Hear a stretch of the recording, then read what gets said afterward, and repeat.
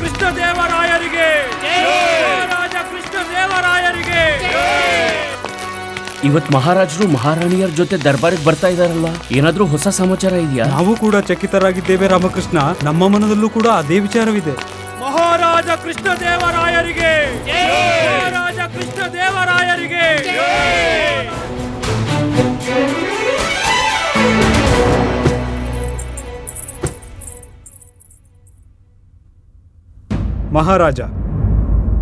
ಮಹಾರಾಜ, ನಾವಿದನ್ನ ಕೇಳಬಯಸುತ್ತೇವೆ.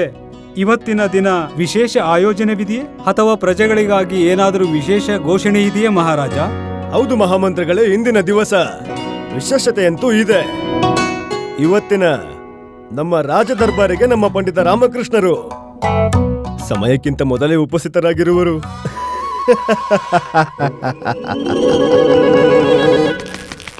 ನೋಡಿ ಗುರುಜಿ, ಇವತ್ತು ದರ್ಬಾರಿಗೆ ಪಂಡಿತ ರಾಮಕೃಷ್ಣ ಸಮಯಕ್ಕಿಂತ ಮೊದಲೇ ಬಂದು ಕೂತಿದ್ದಾನೆ. ನಮ್ಮ ಮಹಾರಾಜರಿಗೆ ಇಂಥ ವಿಶೇಷತೆಗಳ ಬಗ್ಗೆನೇ ಜಾಸ್ತಿ ಗಮನ ಇರುತ್ತೆ.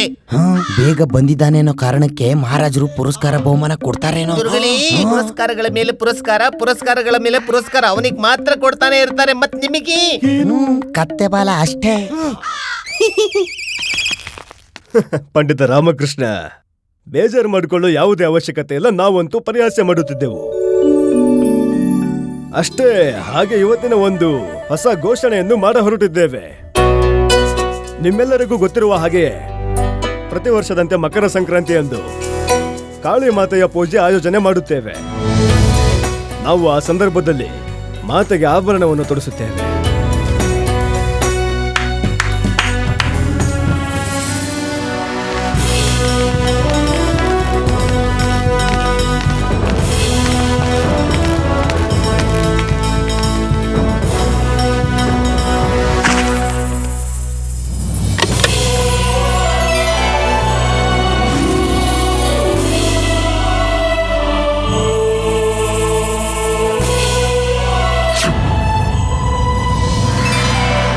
ಈ ಅಮೂಲ್ಯ ಆಭರಣಗಳು ನಮ್ಮ ಹಿಂದಿನ ಪೂರ್ವಜರ ಕಾಲದಿಂದಲೂ ಕೂಡ ನಮ್ಮ ರಾಜ್ಯದ ಹೆಮ್ಮೆಯ ಸಂಕೇತ. ಮಾತೆಯ ಆಶೀರ್ವಾದವಿದೆ ಅಲ್ಲವೇ ಗುರುವರಿಯ? ಹೌದು ಮಹಾರಾಜ, ಸತ್ಯವಾಗಿಯೂ. ಖಂಡಿತ. ಪ್ರತಿ ವರ್ಷದಂತೆ ಈ ಸಲನೂ ಈ ಆಭರಣಗಳನ್ನು ಮಾತೆಗೆ ಅರ್ಪಿಸುತ್ತೇವೆ. ನಮ್ಮ ಆಸ್ಥಾನದ ವರಿಷ್ಠ ಆಚಾರ್ಯ ಶರ್ಮುಖಾನಂದ ಸ್ವಯಂ ಬಂದು ಈ ಪೆಟ್ಟಿಗೆಯನ್ನು ಅವರ ತಲೆಯ ಮೇಲೆ ಹೊತ್ತುಕೊಂಡು ಸ್ವಯಂ ದೇವಸ್ಥಾನಕ್ಕೆ ಕಾಲ್ನಡಿಗೆಯಲ್ಲಿ ಹೋಗುತ್ತಾರೆ. ಮತ್ತಲ್ಲಿ ಮಹಾಪೂಜೆಯ ಆಯೋಜನೆ ಮಾಡುತ್ತಾರೆ. ಆದರೆ ಈ ವರ್ಷ ಇದು ನಡೆಯೋಕೆ ಸಾಧ್ಯವಿಲ್ಲ.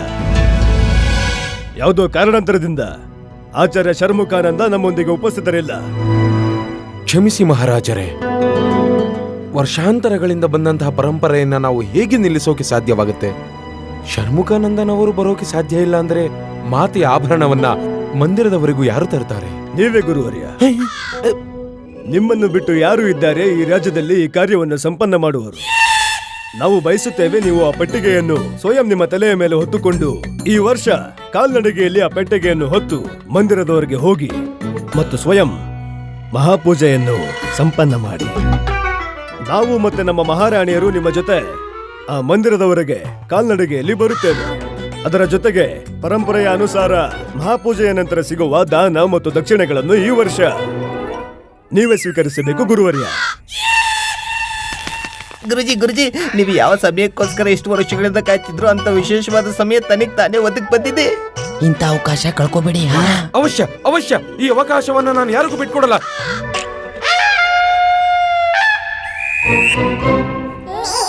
ಏನು ಹಾಗೆ ನೋಡ್ತಿದ್ದೀರಾ? ನಾನು ಹೇಳಿದ್ರ ತಾತ್ಪರ್ಯ ಏನೆಂದ್ರೆ, ಮಹಾರಾಜರು ಹೇಳಿದನ್ನ ಪಾಲಿಸ್ತೀನಿ ಅಂತ. ಮಹಾರಾಜರು ಆಜ್ಞೆ ಮಾಡಿದ್ಮೇಲೆ ನಾವದನ್ನ ನಿರಾಕರಿಸೋಕೆ ಹೇಗೆ ಸಾಧ್ಯ? ಕಾಳಿ ಮಾತೆಯ ಮಹಾಪೂಜೆಯನ್ನ ನೆರವೇರಿಸುವ ಭಾಗ್ಯ ನಮಗೆ ಪ್ರಾಪ್ತಿಯಾಗಿದೆ. ನಾವು ಅದನ್ನ ಶ್ರದ್ಧೆಯಿಂದ ಅದನ್ನ ಸಂಪೂರ್ಣ ಮಾಡ್ತೀವಿ. ನಮ್ಮ ನಿಷ್ಠೆ, ನಮ್ಮ ಭಕ್ತಿಯನ್ನ ಗಮನಿಸಿ ಸಾಕ್ಷಾತ್ ಕಾಳಿ ಮಾತೆ ಪ್ರತ್ಯಕ್ಷವಾಗಿ ದಕ್ಷಿಣೆ ದರ್ಶನ ಕೊಡಬಹುದು ನಮಗೆ. ಗುರುಗಳೇ, ನಿಮ್ಮ ದೂರಾಲೋಚನೆ ಜಾಸ್ತಿ ಆಗ್ತಾ ಇದೆ. ಸ್ವಲ್ಪ ಬಾಯಿಗೆ ಇಡ್ಕೊಳ್ಳಿ.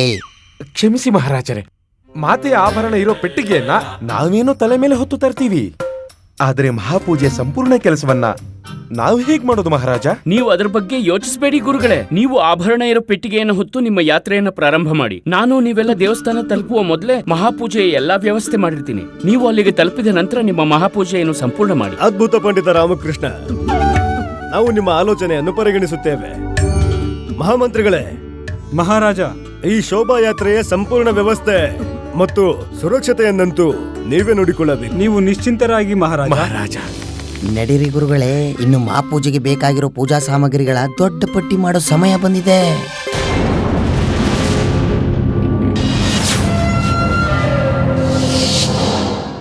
ಮಕರ ಸಂಕ್ರಾಂತಿಯ ದಿನ ಕಾಳಿ ಮಾತೆಯ ಪೂಜೆಗಾಗಿ ಅಮೂಲ್ಯವಾದ ಆಭರಣಗಳನ್ನು ನಿನಗೆ ಗೊತ್ತಿದೆಯಲ್ಲ ಏನು ಮಾಡಬೇಕು ಅಂತ? ನನಗೆ ಗೊತ್ತಿದೆ. ಈ ಕಾರ್ಯ ಯಾರ ನಿರ್ದೇಶನದಲ್ಲಿ ಆಗ್ತಿದೆ ಅಂತ ಗೊತ್ತಿದೆಯಲ್ವಾ ನಿನಗೆ? ಅದಕ್ಕೆ ಯಾವುದೇ ತಪ್ಪುಗಳು ಆಗಬಾರದು. ನಿಮಗೆ ಆಭರಣಗಳು ದೊರೆಯುತ್ತವೆ. ಇದು ಕಳ್ಳತನ ಅಲ್ಲ. ವಿಜಯನಗರದ ಸಂಕಷ್ಟದ ಕಾಲ ಶುರುವಾಯಿತು. ನಿಂತ್ಕೊಳ್ಳಿ, ಅಲ್ಲೇ ನಿಂತ್ಕೊಳ್ಳಿ. ಎಂತ ಅದ್ಭುತ ಶಾರದಾ, ಇಷ್ಟು ದೊಡ್ಡ ರಂಗೋಲಿ. ಹಾ, ಅಮ್ಮ ಆದೇಶ ನೀಡಿದ್ರು. ಹಬ್ಬ ಅಲ್ವಾ, ಅದಕ್ಕೆ ಇಷ್ಟು ದೊಡ್ಡ ರಂಗೋಲಿ ಹಾಕಿರೋದು. ಹೇಗಿದೆ? ತುಂಬಾ ಚೆನ್ನಾಗಿದೆ, ಆದ್ರೆ ಹಾಳಾಗಿ ಹೋಗುತ್ತೆ. ಹಾಳಾಗುತ್ತಾ? ಯಾಕೆ ಹಾಳಾಗುತ್ತೆ? ಇಷ್ಟು ದೊಡ್ಡ ರಂಗೋಲಿ ಮಾಡಿದ್ಯಾ, ಇಡೀ ಮನೆಯ ಬಾಗಿಲು ಮುಚ್ಚೋಗಿದೆ. ನೀನೇ ಸ್ವಲ್ಪ ಹೇಳು, ಯಾರಾದ್ರೂ ಒಬ್ರು ಒಳಗಡೆ ಹೋಗ್ಲಿಕ್ಕೆ ಅಷ್ಟು ದೊಡ್ಡ ಹೆಜ್ಜೆ ಹಾಕಿ ಒಳಗಡೆ ಹೇಗ್ ಹೋಗ್ಲಿಕ್ಕೆ ಸಾಧ್ಯ? ರಂಗೋಲಿ ಹಾಳಾಗೆ ಹೋಗುತ್ತಲ್ವಾ? ಯಾರಾದ್ರೂ ಈ ರಂಗೋಲಿನ ಹಾಳು ಮಾಡಿದ್ರೆ ಅವ್ರ ಕಾಲನ್ ಮುರ್ದಾಕ್ಬಿಡ್ತೀನಿ. ನೀನ್ ಯೋಚಿಸ್ಬೇಡ ಅಮ್ಮ, ನಾನು ಒಳಗ್ ಬರ್ಬಹುದು. ಹಾಗೇನೆ ನಿನ್ ರಂಗೋಲಿ ಕೂಡ ಹಾಳಾಗಲ್ಲ. ಇರು. ಅಯ್ಯೋ, ಏನಾಯ್ತು? ಅಯ್ಯೋ,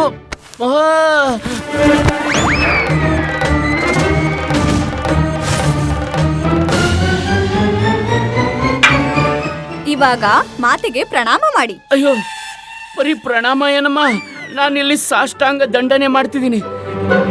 ಜೈ ಕಾಳಿ ಮಾತೆಗೆ.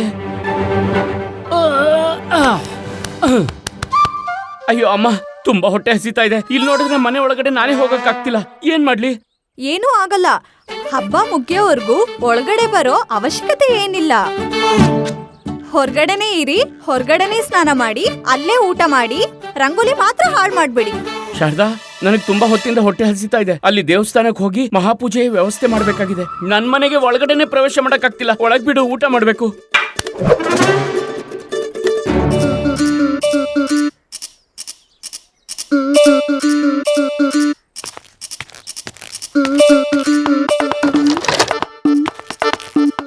ಇದೇನ್ ಮಾಡ್ತಾ ಇದೀರಾ ನೀವು? ಇದರಿಂದ ಅಮ್ಮನ ಹೊಡಿತೀರಾ? ನೋಡಿ, ಹುಷಾರಾಗಿ. ತಲೆಗೆ ಏಟ್ ಮಾಡ್ಕೋಬೇಡಿ. ಏನ್ ನಿನ್ ಮಾತಿನ ಅರ್ಥ?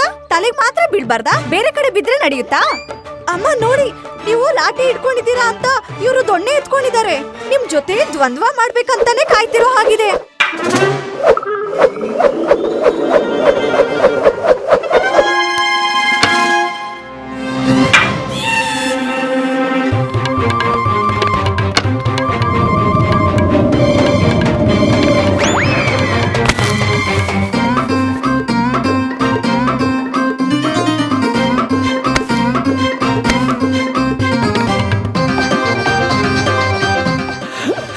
ನೋಡ್ದ್ಯಾ ಅಮ್ಮ, ನಾನ್ ಒಳಗಡೆನೂ ಬಂದೆ, ನಿನ್ ರಂಗೋಲಿನೂ ಹಾಳಾಗ್ಲಿಲ್ಲ. ಹಾಗೆ ನನ್ ಮೇಲೆ ಹೂವಿನ ಮಳೆ ಕೂಡ ಸುರಿತು. ವಾ, ನೀವಂತೂ ಅದ್ಭುತವಾದ ಪ್ರದರ್ಶನ ನೀಡಿದ್ರಿ. ಗುಂಡಪ್ಪ, ಮನೆ ಹೊರಗಡೆ ಇಷ್ಟು ದೊಡ್ಡ ರಂಗೋಲಿ ಮಾಡಲಾಗಿದೆ. ಮಕರ ಸಂಕ್ರಾಂತಿ ಮುಗಿಯೋವರೆಗೂ ನೀನು ಮನೆಯಿಂದ ಹೊರಗಡೆ ಒಳಗಡೆ ಓಡಾಡೋದು ಎಲ್ಲ ನಿಷೇಧಿಸಿದೆ. ಅರ್ಥ ಆಯ್ತಾ? ಹಾಗಿದ್ರೆ ಏನಾಯ್ತು? ಮನೆಯಿಂದ 10 ಸತಿ ಒಳಗಡೆ ಹೋಗಿದ್ದು ಆಯ್ತು, ಒಳಗಡೆ ಬಂದಿದ್ದು ಆಯ್ತು. ಇವಾಗ ಮತ್ತೆ ಒಳಗಡೆ ಹೋಗ್ತಿದೀನಿ. ನೀನು ಹೇಗೆ ರಂಗೋಲಿಯನ್ನು ಹಾಳು ಮಾಡದೆ ಮನೆ ಹೊರಗಡೆ ಒಳಗಡೆ ಓಡಾಡ್ತಾ ಇದೀಯಾ ಹೇಳು? 1 ನಿಮಿಷ.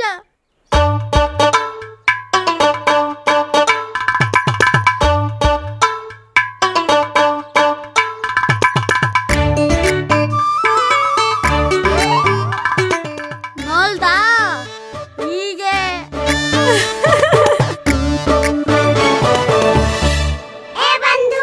ಯಾಕೆ ರಾಮ, ತುಂಬಾ ಚತುರನ್ ಅನ್ಕೊಂಡಿದ್ದೆ.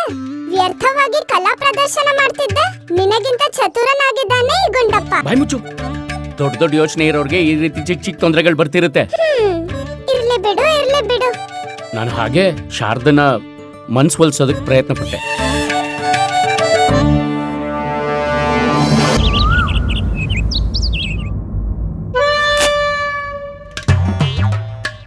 ಶೀಘ್ರವಾಗಿ ಸ್ವಾಮಿ, ಇನ್ನು ನೀವು ಇಲ್ಲಿರುವ 100 ಕಬ್ಬುಗಳನ್ನು ಅಗಿದು ಅಗಿದು ತಿನ್ಬೇಕು. ಏನ್ ಶೀಘ್ರವಾಗಿ ಮಾಡು, ಶೀಘ್ರವಾಗಿ. ಪ್ರಿಯೇ ವರುಮಾಲಾ, ಇದು ಕಬ್ಬು, ಸಕ್ಕರೆ ಪಾಕ ಅಲ್ಲ. ಬಾಯಿಗೆ ಹಾಕಿದಷ್ಟ ಕರ್ಗೋಕೆ ಉಪ್ಪು. ಅದರಲ್ಲೂ ನಾವು ಮನುಷ್ಯರಷ್ಟೇ, ಆನೆ ಅಲ್ಲ.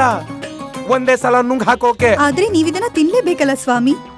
ನಾವು ಸಂಕ್ರಾಂತಿಯ ಹರಕೆ ಹೊತ್ತಿದ್ದೇವೆ ನಿಮ್ಮ ಉತ್ತಮ ಆರೋಗ್ಯಕ್ಕೋಸ್ಕರ. ಇದಕ್ಕೋಸ್ಕರ ನೀವು 100 ಕಬ್ಬುಗಳನ್ನು ತಿನ್ನಲೇಬೇಕು. ಅದೇನದು? ತಿನ್ನಿ ತಿನ್ನಿ, ಅಗದು ಅಗದು ತಿನ್ನಿ ಗುರುಜಿ. ಹಾಗೆ ನಿಮ್ಮ ಬಾಯಲ್ಲಿ ಒಂದು ಹಲ್ಲು ಇಲ್ದಿರೋ ಬಗ್ಗೆನೂ ಯೋಚನೆ ಮಾಡಿ ಗುರುಜಿ. ನಮ್ ಗುರುಗಳ ಬಾಯಿಲಿ ಹಲ್ಲೇ ಇಲ್ದೆ ಹೋದ್ರೆ ನಮ್ಮನ್ನ ಹೆಂಗ್ ಬೈತಾರೆ ಅನ್ನೋದನ್ನ ನೆನ್ಸ್ಕೊಟ್ರೆ ನಗು ಬರುತ್ತೆ. ಅದನ್ನ ನೀನೊಂದ್ಸರಿ ತೋರ್ಸು. ಎಲ್ಲಿದ್ದೀರೋ ಹಾಳಾದವ್ರೆ, ಎಷ್ಟೊತ್ತಾಯ್ತು ಅವಾಗ್ಲೇ. ಅದಂಗಲ್ಲ, ನಾನ್ ತೋರ್ಸ್ಲಾ? ದಣ್ಮನಿ ಎಲ್ಲಿದ್ಯಾ ಮಾಡು. ಬನ್ನಿ ಇಲ್ಲಿ. ಏನ್ ಕರೆದ್ರ ಗುರುಜಿ? ಮೂರ್ಖ, ಇದನ್ನ ಕೇಳಿಸ್ಕೊ.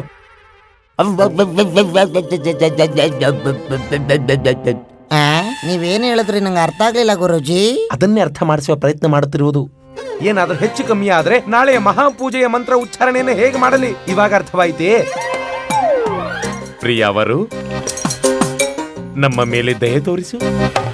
ಒಂದು ಸಾರಿ ಮಹಾಪೂಜೆ ಆಗಿ ಹೋಗಲಿ, ಆಮೇಲೆ ನೀನು ಎಷ್ಟು ಕಬ್ಬು ಹೇಳ್ತೀಯೋ ಅಷ್ಟು ಕಬ್ಬು ತಿಂತೇನೆ.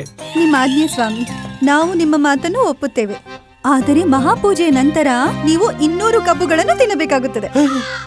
ಭಗವಂತ, ಪರವಾಗಿಲ್ಲ ಗುರುಮಾತೆ. ನಮ್ಮ ಗುರುಜಿ 200 500 ಬಿಟ್ರೆ 1000 ಕಬ್ಬನ್ನು ಸುಲಭವಾಗಿ ತಿಂತಾರೆ. ನಿಮ್ಮ ದುಷ್ಟತನಗಳು ಪ್ರತಿದಿನ ಹೆಚ್ಚುತ್ತಾ ಬರ್ತಾ ಇದೆ. ಗುರುಜಿ, ಇವನು ಹೇಳಿದ ಅರ್ಥ ಏನಂದ್ರೆ, ನಾಳೆ ನೀವು ಮಹಾಪೂಜೆಗೆ ಆಭರಣಗಳನ್ನ ಪಲ್ಲಕ್ಕಿಯಲ್ಲಿ ಎತ್ಕೊಂಡು ಹೋಗ್ಬೇಕಲ್ಲ, ಅದಕ್ಕೋಸ್ಕರ ನೀವು ಸ್ವಲ್ಪ ಸಮಯ ವಿಶ್ರಾಂತಿ ಪಡೀರಿ ಗುರುಗಳೇ. ಅವಶ್ಯವಾಗಿ, ಅವಶ್ಯ. ಸರಿಯಾಗಿ ಹೇಳ್ದೆ. ಅತ್ಯಂತ ಮಹತ್ವಪೂರ್ಣ ಕಾರ್ಯ ಅಲ್ಲವಾ? ನಾವು ಹೋಗಿ ವಿಶ್ರಾಂತಿ ಪಡಿತೀವಿ. ನೀವು ಹೊರಡಿ. ನಿಮ್ಮ ಆಜ್ಞೆ ಸ್ವಾಮಿ. ನಿಂತ್ಕೊಳ್ಳಿ, ಹೊರಡಿ. ಎಲ್ಲ ನಮ್ಮ ಕರ್ಮ. ಅಯ್ಯಯ್ಯೋ ಅಯ್ಯಯ್ಯೋ ಗುರುಗಳೇ, ಅಯ್ಯೋ ಗುರುಗಳೇ, ಹೊಡಿಬಿಡಿ ಗುರುಗಳೇ. ಜೈ ಕಾಳಿ ಮಾತೆ, ಜೈ ಕಾಳಿ ಮಾತೆ, ಜೈ ಕಾಳಿ ಮಾತೆ, ಜೈ ಕಾಳಿ ಮಾತೆ, ಜೈ ಕಾಳಿ ಮಾತೆ, ಜೈ ಕಾಳಿ ಮಾತೆ, ಜೈ ಕಾಳಿ ಮಾತೆ, ಜೈ ಕಾಳಿ ಮಾತೆ, ಜೈ ಕಾಳಿ ಮಾತೆ. ಗುರುಜಿ, ನನ್ಗನ್ನಿಸ್ತಿದೆ ನೀವು ನಡೀತಾ ನಡೀತಾ ಪಲ್ಲಕ್ಕಿ ಅಲ್ಲಾಡ್ತಿದೆ ಅಂತ. ಅಯ್ಯೋ, ನಮ್ ಗುರುಗಳಿಗೆ ಇಷ್ಟೊಂದು ಕಷ್ಟಪಟ್ಟು ಮುಂಚೆ ಅಭ್ಯಾಸ ಇಲ್ವಲ್ಲ. ಆದರೆ ಗುರುಜಿ, ಇವತ್ತು ನೀವು ನನಗೆ ಕಪಾಳಕ್ಕೆ ಹೊಡೆಯೋಕ್ ಸಾಧ್ಯ ಇಲ್ಲ. ಹೇಗ್ ಹೊಡಿತಾರೆ ನಮ್ಗೆ ಗುರುಜಿ? 2 ಕೈಲಿ ಪೆಟ್ಟಿಗೆ ಇಟ್ಕೊಂಡಿದಾರಲ್ಲ. ಗುರುಜಿ, ಆದ್ರೆ ನಿಮ್ಮ ಕಲ್ಪನೆಯಲ್ಲಿ ನಮ್ಮ ಹೊಡೆಯೋ ಹಾಗೆ ಊಹಿಸಿ ಸಂತೋಷ ಪಡಬಹುದು. ನಾವು ಹೊಡೆತ ತಿನ್ನೋಕೆ ಸಿದ್ಧರಾಗಿದ್ದೇವೆ. ಮರಿಬೇಡ, ನಾವು ಮಂತ್ರದ ಶಕ್ತಿಯನ್ನು ಉಪಯೋಗಿಸಿ ಹೊಡೆಯಬಹುದು. ಹೊಡಿರಿ ಹೊಡಿರಿ, ಹೊಡೆದು ತೋರಿಸಿ ಒಂದ್ಸಲ. ಇವಾಗ್ಲೇ ತೋರಿಸ್ತೀನಿ. ಜೈ ಕಾಳಿ ಮಾತೆ. ನನಗೆ ಈಗ ಆಗ್ತಾ ಇಲ್ಲ. ನಮ್ ಗುರುಗಳಿಗೆ ವಿಶ್ರಾಂತಿ ಅವಶ್ಯಕತೆ ಇದೆ ಅಲ್ವಾ? ಆದ್ರೆ ಇಲ್ಲಿ ನೀವು ವಿಶ್ರಾಂತಿ ಮಾಡೋ ಹಾಗೆ ಇಲ್ವಲ್ಲ ಗುರುಜಿ. ಅಶುಭ ಆಗೋಗುತ್ತಲ್ಲ ಗುರುಜಿ. ಜೈ ಕಾಳಿ ಮಾತೆ. ದೇವಸ್ಥಾನ ಇನ್ನು ಎಷ್ಟು ದೂರ ಇದೆಯಣ್ಣ? ಇನ್ನೇನೋ ಸ್ವಲ್ಪ ಹತ್ತಿರದಲ್ಲಿದೆ. ಏನಾಯ್ತು ಗುರುವರ್ಯ? ಏನಾದರೂ ಸಮಸ್ಯೆ ಏನೆಂದ್ರೆ ಮಹಾರಾಜರೇ, ನಮಗೆ ಯಾವ ಸಮಸ್ಯೆನೇ ಇಲ್ಲ. ಮಾತೆ ಸೇವೆಯಲ್ಲಿ ಅಂತಹ ಸಮಸ್ಯೆ ಎಲ್ಲ ಕುಶಲವಾಗಿದೆ ಮಹಾರಾಜರೇ. ಗುರುಜಿ, ಸ್ವಲ್ಪ ಕಷ್ಟಪಟ್ಟು ತೀವ್ರವಾಗಿ ನಡೀರಿ. ಪಂಡಿತ ರಾಮಕೃಷ್ಣನು ಅಲ್ಲಿ ನಿಮ್ಮ ಪ್ರತೀಕ್ಷೆಯಲ್ಲಿರುತ್ತಾನೆ. ಇದನ್ನ ಸರಿಯಾಗಿ ಮಾಡಿ. ನೀವು ಆ ಹೂವನ್ನ ಸರಿಯಾಗಿಡಿ.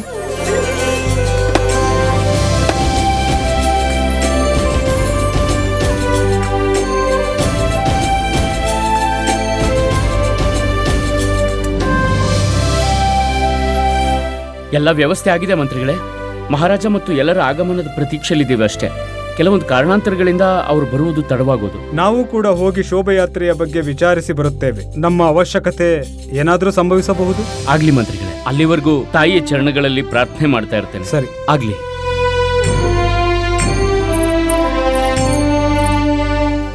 ತಾಯಿ, ಇವತ್ತು ನಿನ್ನ ಸೇವೆ ಮಾಡೋ ಸೌಭಾಗ್ಯ ಸಿಕ್ಕಿದೆ. ಇದು ನನಗೆ ಬಹಳ ಖುಷಿ ಕೊಡುವ ವಿಷಯವಾಗಿದೆ.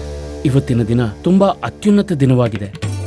ಇವತ್ತು ನಮ್ಮ ಸಾಮ್ರಾಜ್ಯದ ಆಭರಣಗಳಿಂದ ನಿನ್ನನ್ನು ಸಿಂಗರಿಸುವ ಅವಕಾಶ ಸಿಕ್ಕಿದೆ. ನಿನ್ನ ಮೂರ್ತಿ ಎಷ್ಟು ಸುಂದರವಾಗಿ ಕಾಣುತ್ತೆ. ಹೀಗೆ ಆಶೀರ್ವಾದ ಮಾಡು ತಾಯಿ. ನಿನ್ನ ಸೇವೆಗಾಗಿಯೇ ನನ್ನ ಜೀವನವನ್ನು ಮುಡಿಪಾಗಿಡ್ತೇನೆ ತಾಯಿ. ನೀವು ಸತ್ಯ ಹೇಳ್ತಾ ಇದ್ದೀರಾ. ನಾವೆಷ್ಟು ಅದೃಷ್ಟಶಾಲಿಗಳು. ನಮ್ಗೆ ಮಾತೆಯ ಸೇವೆ ಮಾಡುವ ಸೌಭಾಗ್ಯ ಪ್ರಾಪ್ತಿಯಾಗಿದೆ. ಆಶೀರ್ವಾದ ನನ್ನ ಕೊಡಮ್ಮ. ಯಾರಿಗೂ ಗೊತ್ತಿಲ್ಲದೇನೋ ಅಹಿತ ಉಂಟು ಮಾಡದೇ ಇರಲಿ ತಾಯಿ. ಒಳ್ಳೇದ್ ಮಾಡು, ಒಳ್ಳೇದ್ ಯೋಚಿಸು. ರಾಜ್ಯದಲ್ಲಿ ಎಲ್ಲಾ ಕುಶಲಮಂಗಳವಾಗಿರ್ಲಿ. ಸಂತರನ್ನ ಆಧರಿಸಿ, ಹಾಗೆ ನಮ್ಮ ಮಹಾರಾಜರು ಆರೋಗ್ಯವಾಗಿ ಕ್ಷೇಮವಾಗಿರ್ಲಿ. ಜೈ ಕಾಳಿ ಮಾತೆ, ಜೈ ಕಾಳಿ ಮಾತೆ, ಜೈ ಕಾಳಿ ಮಾತೆ, ಜೈ ಕಾಳಿ ಮಾತೆ, ಜೈ ಕಾಳಿ ಮಾತೆ, ಜೈ ಕಾಳಿ ಮಾತೆ, ಜೈ ಕಾಳಿ ಮಾತೆ, ಜೈ ಕಾಳಿ ಮಾತೆ, ಜೈ ಕಾಳಿ ಮಾತೆ, ಜೈ ಕಾಳಿ ಮಾತೆ, ಜೈ ಕಾಳಿ ಮಾತೆ, ಜೈ ಕಾಳಿ ಮಾತೆ, ಜೈ ಕಾಳಿ ಮಾತೆ, ಜೈ ಕಾಳಿ ಮಾತೆ, ಜೈ ಕಾಳಿ ಮಾತೆ, ಜೈ ಜೈ ಕಾಳಿ ಮಾತೆ, ಜೈ. ಗುರುವರ್ಯ, ಈ ಮಾರ್ಗವಾಗಿ ಹೋಗೋಣ. ಅತಿ ಶೀಘ್ರದಲ್ಲಿ ಮಂದಿರ ಸೇರಬಹುದು. ಹೌದಾ? ಅವಶ್ಯವಾಗಿ. ಜೈ ಕಾಳಿ ಮಾತೆ, ಜೈ ಕಾಳಿ ಮಾತೆ, ಜೈ ಕಾಳಿ ಮಾತೆ, ಜೈ ಕಾಳಿ ಮಾತೆ, ಜೈ ಕಾಳಿ ಮಾತೆ, ಜೈ ಕಾಳಿ ಕಾಳಿ ಮಾತೆ, ಮಾತೆ, ಜೈ ಕಾಳಿ ಜೈ ಮಾತೆ, ಕಾಳಿ ಮಾತೆ, ಜೈ ಕಾಳಿ ಮಾತೆ.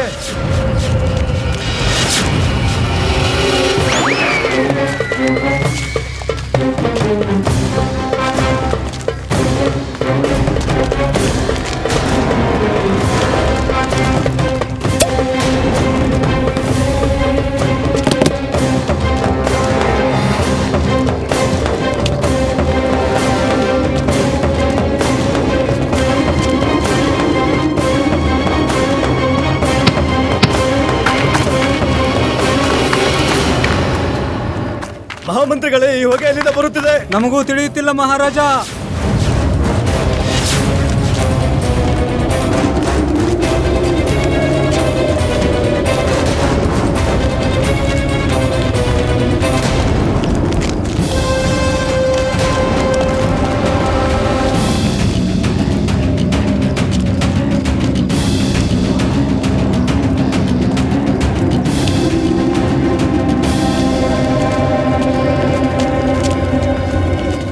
ಎಲ್ಲರೂ ಮುಂದೆ ಹೋಗಿ, ಇಲ್ಲಿಂದ ಹೊರಗಡೆ ಹೋಗಿ, ಮುಂದಕ್ಕೆ ಬನ್ನಿ. ಎಲ್ಲರೂ ಬನ್ನಿ, ಬನ್ನಿ, ಎಲ್ಲರೂ ಬನ್ನಿ, ಬನ್ನಿ, ಎಲ್ಲರೂ ಬೇಗ ಬನ್ನಿ. ಮಹಾರಾಜರೇ, ಮಹಾರಾಜರು, ನಾವು ಆಭರಣಗಳು ಬೀಳದಿರೋ ಹಾಗೆ ಕಾಪಾಡಿದ್ದೇವೆ. ಮಹಾಮಂತ್ರಿಗಳೇ, ಇದ್ದಕ್ಕಿದ್ದ ಹಾಗೆ ಈ ಹೊಗೆ ಎಲ್ಲಿಂದ ಬಂತು? ಮಹಾರಾಜ, ಹೇಗೆ ಪ್ರತೀತಿ ಆಗ್ತಿದೆ ಅಂದ್ರೆ ಅಗ್ನಿ ಅವಘಡವಾಗಿದೆ ಎಂದು. ಅದೇ ಕಾರಣಕ್ಕಾಗಿ ಹೊಗೆ ಬರುತ್ತೆ. ಆದ್ರೆ ಮಹಾರಾಜರೇ, ನಮಗೆ ಸುತ್ತಮುತ್ತ ಅಗ್ನಿ ಅವಘಡ ಕಾಣಿಸ್ತಿಲ್ಲ. ಮಂತ್ರಿಯವರೇ, ನಮಗೆ ಸಂದೇಹವಾಗುತ್ತದೆ. ಇದು ಮಹಾರಾಜ, ಹೊರಡೋಣ. ಇಲ್ಲದಿದ್ದರೆ ಪೂಜೆಗೆ ಮುಹೂರ್ತ ಮೀರಬಹುದು. ಹೌದು ಮಹಾರಾಜ. ಈ ಘಟನೆಯ ಬಗ್ಗೆ ನಾವು ಮಾತೆಯ ಪೂಜೆ ನಂತರ ಚರ್ಚಿಸೋಣ. ತಮ್ಮ ಆಜ್ಞೆ ಮಹಾರಾಜ. ನಡೀರಿ, ಶೋಭಾಯಾತ್ರೆಯನ್ನು ಮತ್ತೆ ಆರಂಭ ಮಾಡಿ. ಜೈ ಕಾಳಿ ಜೈ ಮಾತೆ, ಕಾಳಿ ಮಾತೆ, ಜೈ ಕಾಳಿ ಮಾತೆ, ಜೈ ಕಾಳಿ ಮಾತೆ, ಜೈ ಕಾಳಿ ಮಾತೆ, ಜೈ ಕಾಳಿ ಮಾತೆ, ಜೈ ಕಾಳಿ ಮಾತೆ. ನನ್ನ ಕೈಯಿಂದ ತಾಯಿ ನಿಮ್ಗೆ ಆಭರಣಗಳನ್ನ ತೊಡಿಸಿ ಶೃಂಗಾರವನ್ನ ಮಾಡ್ತೀನಿ. ಇವತ್ತು ನನ್ನ ತಾಯಿ ವಿಶ್ವದ ಅತಿ ಸುಂದರ ಮೂರ್ತಿಯಾಗಿ ಕಾಣ್ತಾಳೆ. ಜೈ ಕಾಳಿ ಮಾತೆ. ಅವರೆಲ್ಲ ಬಂದ್ರು, ನಡ್ರಿ ನಡ್ರಿ. ಜೈ ಕಾಳಿ ಮಾತೆ, ಜೈ ಕಾಳಿ ಮಾತೆ, ಜೈ ಕಾಳಿ ಮಾತೆ, ಜೈ ಕಾಳಿ ಜೈ ಕಾಳಿ ಮಾತೆ, ಜೈ ಕಾಳಿ ಮಾತೆ. ಮಾತೆ ಆಭರಣಗಳನ್ನು ನಾನು ಒಯ್ತೀನಿ. ತಗೊಳ್ಳಿ ತಗೊಳ್ಳಿ. ಜೈ ಕಾಳಿ ಮಾತೆ, ಜೈ ಕಾಳಿ ಮಾತೆ, ಜೈ ಕಾಳಿ ಮಾತೆ. ಇಳಿಸಿ ಇಳಿಸಿ, ಕೆಳಗಿಳಿಸಿ.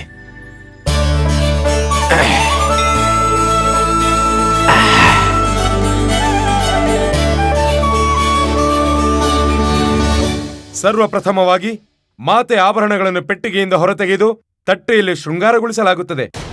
ಅದರ ನಂತರ ಆಭರಣಗಳ ಪೂಜೆ ನಡೆಯುತ್ತದೆ ನಮ್ಮಿಂದ. ಆಯ್ತು ಗುರುವರ್ಯ, ಅನುಮತಿ ನೀಡಿ ಮಹಾರಾಜ.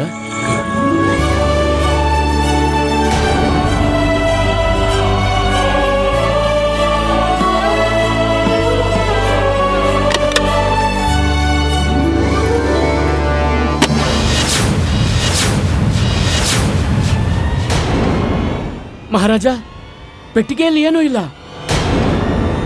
ಇದರಲ್ಲಿ ಒಂದು ದೊಡ್ಡ ಕಲ್ಲಿದೆ, ಮಾತೆಯ ಆಭರಣಗಳಿಲ್ಲ.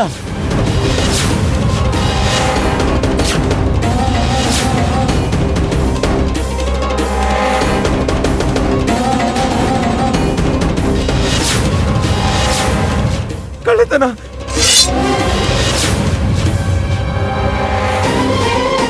ಮಹಾರಾಜರೇ, ಮಾತೆಯ ಆಭರಣ ಕಳ್ಳತನವಾಗಿದೆ. ಅನರ್ಥ, ಘೋರ ಅನರ್ಥ! ಇದು ಕೇವಲ ಕಳ್ಳತನವಲ್ಲ, ಮಾತೆಯ ಮೇಲೆ ನಮ್ಗಿರೋ ಶ್ರದ್ಧೆ ಭಕ್ತಿ ಮೇಲೆ ಆಘಾತ ಉಂಟು ಮಾಡಿದ್ದಾರೆ ಯಾರೋ ಕಿಡಿಗೇಡಿಗಳು.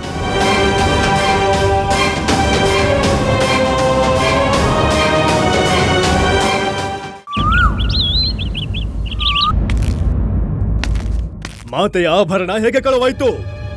ಈ ದುಸ್ಸಾಹಸ ಮಾಡಿದವ್ರು ಯಾರು? ಘೋರ ಅನರ್ಥವಾಗಿದೆ ಮಹಾರಾಜ. ಆಗಬಾರದು ಆಗಿ ಹೋಗಿದೆ.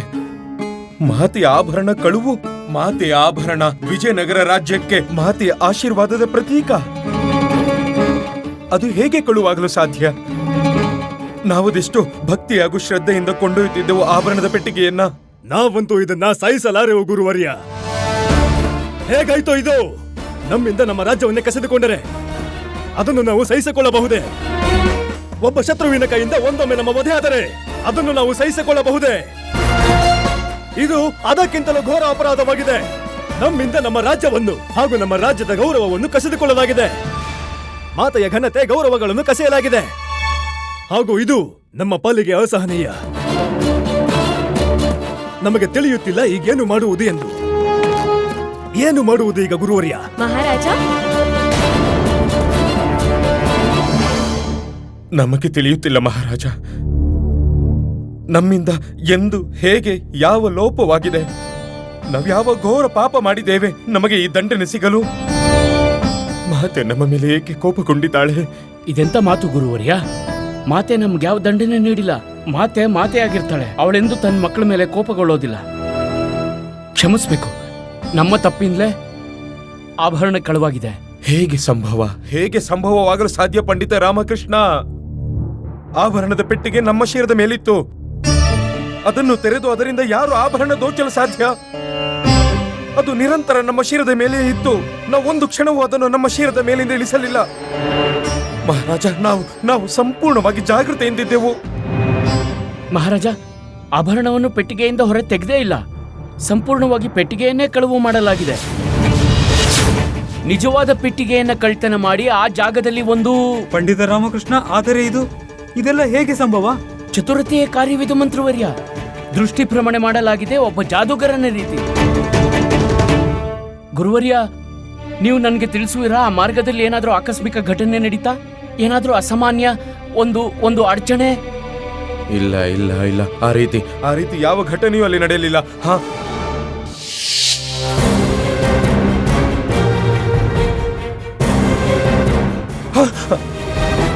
ಒಂದು ಕ್ಷಣ ಅದ್ಯಾವುದೋ ಹೊಗೆ ರೀತಿ ಆವರಿಸುತ್ತಿತ್ತು. ಒಂದು ಸ್ಥಳದಲ್ಲಿ ಹೊಗೆಯಂತೂ ಆವರಿಸಿತ್ತು. ಆದರೆ ಅಲ್ಲೆಲ್ಲಿಯೂ ಸಹ ಅಗ್ನಿ ನಮಗೆ ಕಾಣಿಸಲೇ ಇಲ್ಲ. ಒಂದು ಕ್ಷಣ ನಮಗೂ ಸಂದೇಹವಾಗಿತ್ತು, ಅಗ್ನಿಯೇ ಇಲ್ಲದೆ ಹೊಗೆ ಅಲ್ಲಿಂದ ಬಂತು ಎಂದು. ಮಹಾರಾಜ, ನಿಮಗೆ ಸ್ಮರಣೆ ಇದೆಯಾ ಈ ಘಟನೆ ಯಾವ ಸ್ಥಳದಲ್ಲಿ ನಡೀತು ಅಂತ? ಹೌದು, ನಾವೇ ಆ ಅನ್ಯ ಮಾರ್ಗ ಹುಡುಕಿದ್ದೆವು ಸಮಯವನ್ನ ಉಳಿಸಲು. ಅನ್ಯ ಮಾರ್ಗ? ಆದ್ರೆ ಮಂದಿರಕ್ಕೆ ಹೋಗೋ ಮುಖ್ಯ ಮಾರ್ಗ ಬಿಟ್ಟು ಅನ್ಯ ಮಾರ್ಗಕ್ಕೆ ಯಾಕೆ ಹೋದ್ರಿ?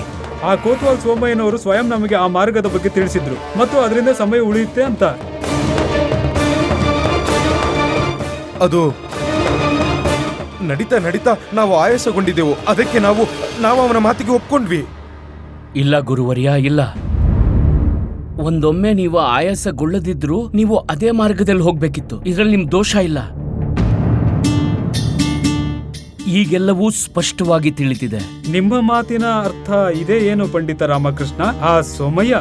ಮಂತ್ರಿಗಳೇ, ನನಗೆ ತಿಳಿದಿರುವ ಪ್ರಕಾರ ಪ್ರತಿ ಸೈನ್ಯದಲ್ಲೂ ಕೆಲವೊಂದು ಗೋಲುಗಳಿರುತ್ತವೆ. ಅದನ್ನು ನೆಲದ ಮೇಲೆ ಜೋರಾಗಿ ಎಸೆದ್ರೆ ಅವು ಧೂಮ ಉತ್ಪನ್ನ ಮಾಡುತ್ತವೆ. ಶತ್ರುಗಳ ಮಾರ್ಗ ತಪ್ಪಿಸಲು ಅದನ್ನು ಉಪಯೋಗಿಸಲಾಗುತ್ತೆ.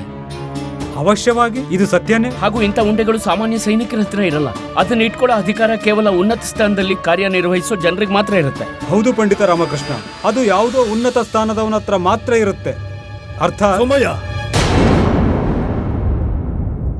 ಸೋಮಯ್ಯ ಎಲ್ಲಿದ್ದಾನೆ?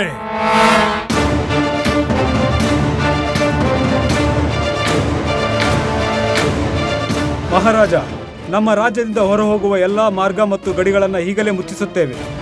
ಯಾವುದೇ ಪರಿಸ್ಥಿತಿಯಲ್ಲೂ ನಮ್ಮ ರಾಜ್ಯ ದಾಟೋಕ್ಕಾಗಲ್ಲ ಮಹಾರಾಜ.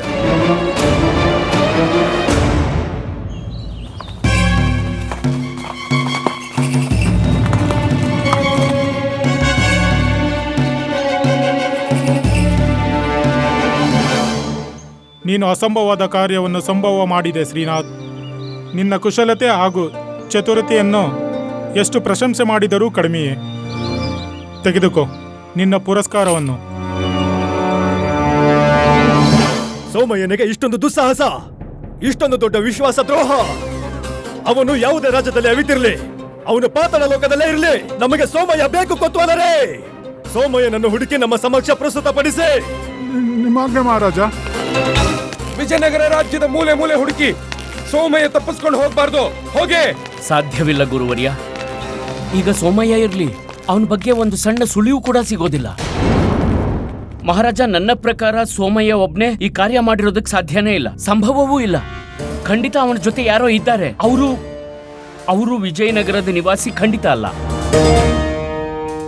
ಹಾಗೂ ನನ್ನ ಪ್ರಕಾರ ಈಗಾಗಲೇ ಸೋಮಯ್ಯ ವಿಜಯನಗರ ಗಡಿ ದಾಟಿ ಅವಶ್ಯವಾಗಿ ತನ್ನ ಜೊತೆಗಾರರನ್ನ ಭೇಟಿ ಮಾಡಕ್ ಹೋಗಿದ್ದಾನೆ. ವಿಳಂಬವಾಗಿದೆ ಮಹಾರಾಜ, ತುಂಬಾ ವಿಳಂಬವಾಗಿದೆ.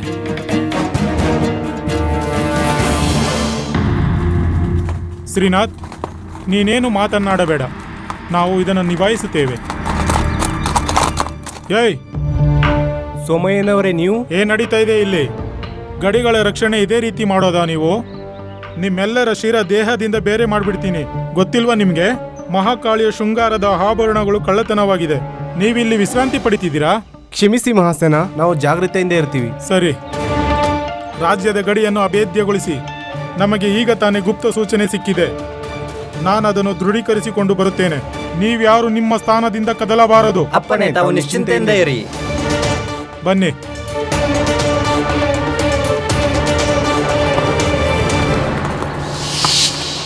ಶ್ರೀನಾಥ್, ಇಲ್ಲಿಂದ ನಮ್ಮ ಮಾರ್ಗ ಪ್ರತ್ಯೇಕವಾಗುತ್ತದೆ. ನೀ ನಿನ್ನ ಮಾರ್ಗದಲ್ಲಿ ಮುಂದುವರಿ. ನಾನು ನನ್ನ ಗಮ್ಯದ ಕಡೆ ಸಾಗುತ್ತೇನೆ.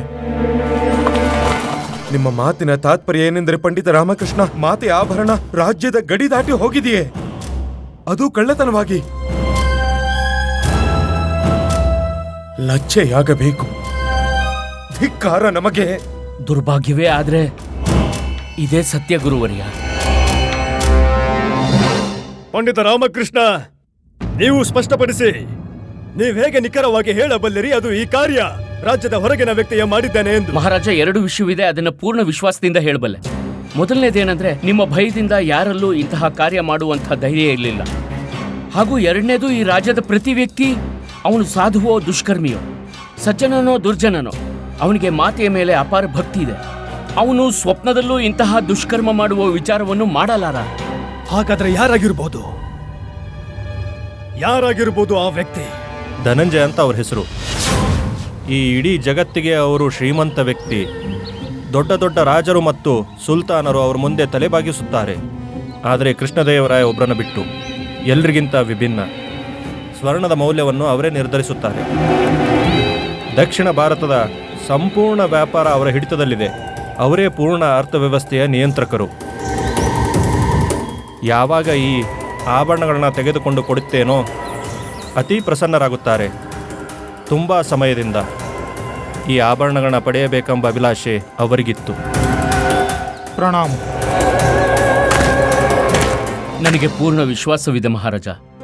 ಈ ವೇಳೆಗಾಗಲೇ ಮಾತೆಯ ಆಭರಣ ಆ ವ್ಯಕ್ತಿಗೆ ತಲುಪಿಬಿಟ್ಟಿರುತ್ತೆ, ಈ ತಂತ್ರವನ್ನು ಹೆಣದ ವ್ಯಕ್ತಿಗೆ. ಮತ್ತೊಂದು ವಿಷಯ, ಅವನು ಯಾರೇ ಆದರೂ ಆ ವ್ಯಕ್ತಿಗೆ ನಿಮ್ಮ ಭಯ ಕೊಂಚವೂ ಇಲ್ಲ.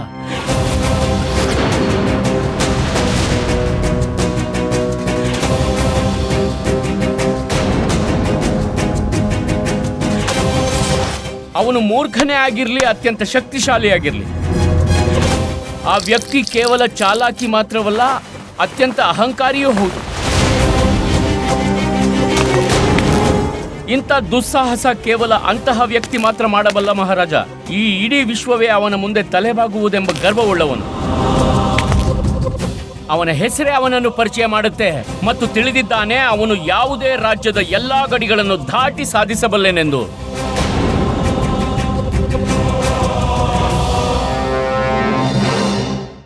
ಮಾತೆಯ ಆಭರಣಗಳನ್ನು ಪ್ರಾಪ್ತಿಗೊಳಿಸುವ ಮನುಷ್ಯ ಬಹುಶಃ ಅವನು ವರ್ಷಗಳಿಂದ ಹೊಂದಿದ್ದಾನೆ.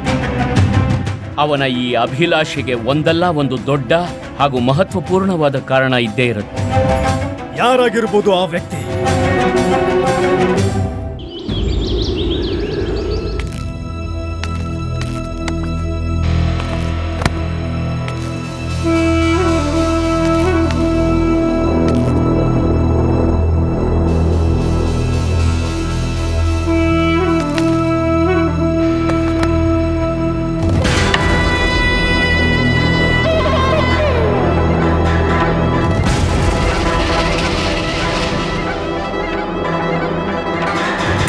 ಧನ ಮಾತನಾಡುತ್ತದೆ, ಮತ್ತೆ ನಮ್ಮ ಧನ ಮಾತನಾಡಿದಾಗ ದೊಡ್ಡ ದೊಡ್ಡವರ ಸಿಂಹಾಸನವೇ ಅಲುಗಾಡುತ್ತೆ. ಯುದ್ಧವನ್ನು ಮಾಡದೆ, ಯಾವ ಶಸ್ತ್ರವನ್ನೂ ಬಳಸದೆ ಎಲ್ಲ ರಾಜ ಮಹಾರಾಜರು, ಸುಲ್ತಾನ ಹಾಗೂ ನವಾಬರು ನಮ್ಮ ಮುಂದೆ ತಲೆಬಾಗುತ್ತಾರೆ. ಆದರೆ ಕೇವಲ ಒಂದೇ ಒಂದು ರಾಜ್ಯದ ರಾಜ ನಮಗೆ ತಲೆಬಾಗುವುದಿಲ್ಲ. ಆದರೆ ಆ ದಿನ ಶೀಘ್ರ ಬರುತ್ತದೆ. ಆ ವಿಜಯನಗರದ ಮಹಾರಾಜ ಕೃಷ್ಣದೇವರಾಯ ತನ್ನ ಮಂಡಿಯೂರಿ ನಡೆಯುತ್ತಾ ನಮ್ಮ ದರ್ಬಾರಿಗೆ ಬರುತ್ತಾರೆ. ಮತ್ತೆ ನಮ್ಮನ್ನು ಕ್ಷಮೆ ಕೇಳುತ್ತಾರೆ. ಧನಂಜಯ ಮೊದಲಿಯ ಧನಂಜಯ ಮೊದಲಿಯಾಗಲಿ.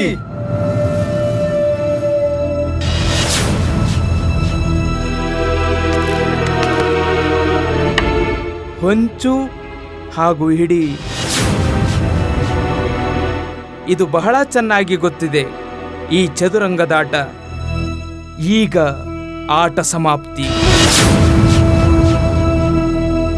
ಪ್ರಭುಗಳೇ, ಈ ಚದುರಂಗದ ಆಟವನ್ನು ನೀವೊಬ್ಬರೇ ಏಕೆ ಆಡುತ್ತೀರಾ? ಮತ್ಯಾರಿಗೆ ಧೈರ್ಯವಿದೆ ನನ್ನ ಜೊತೆ ಆಟ ಆಡಲು?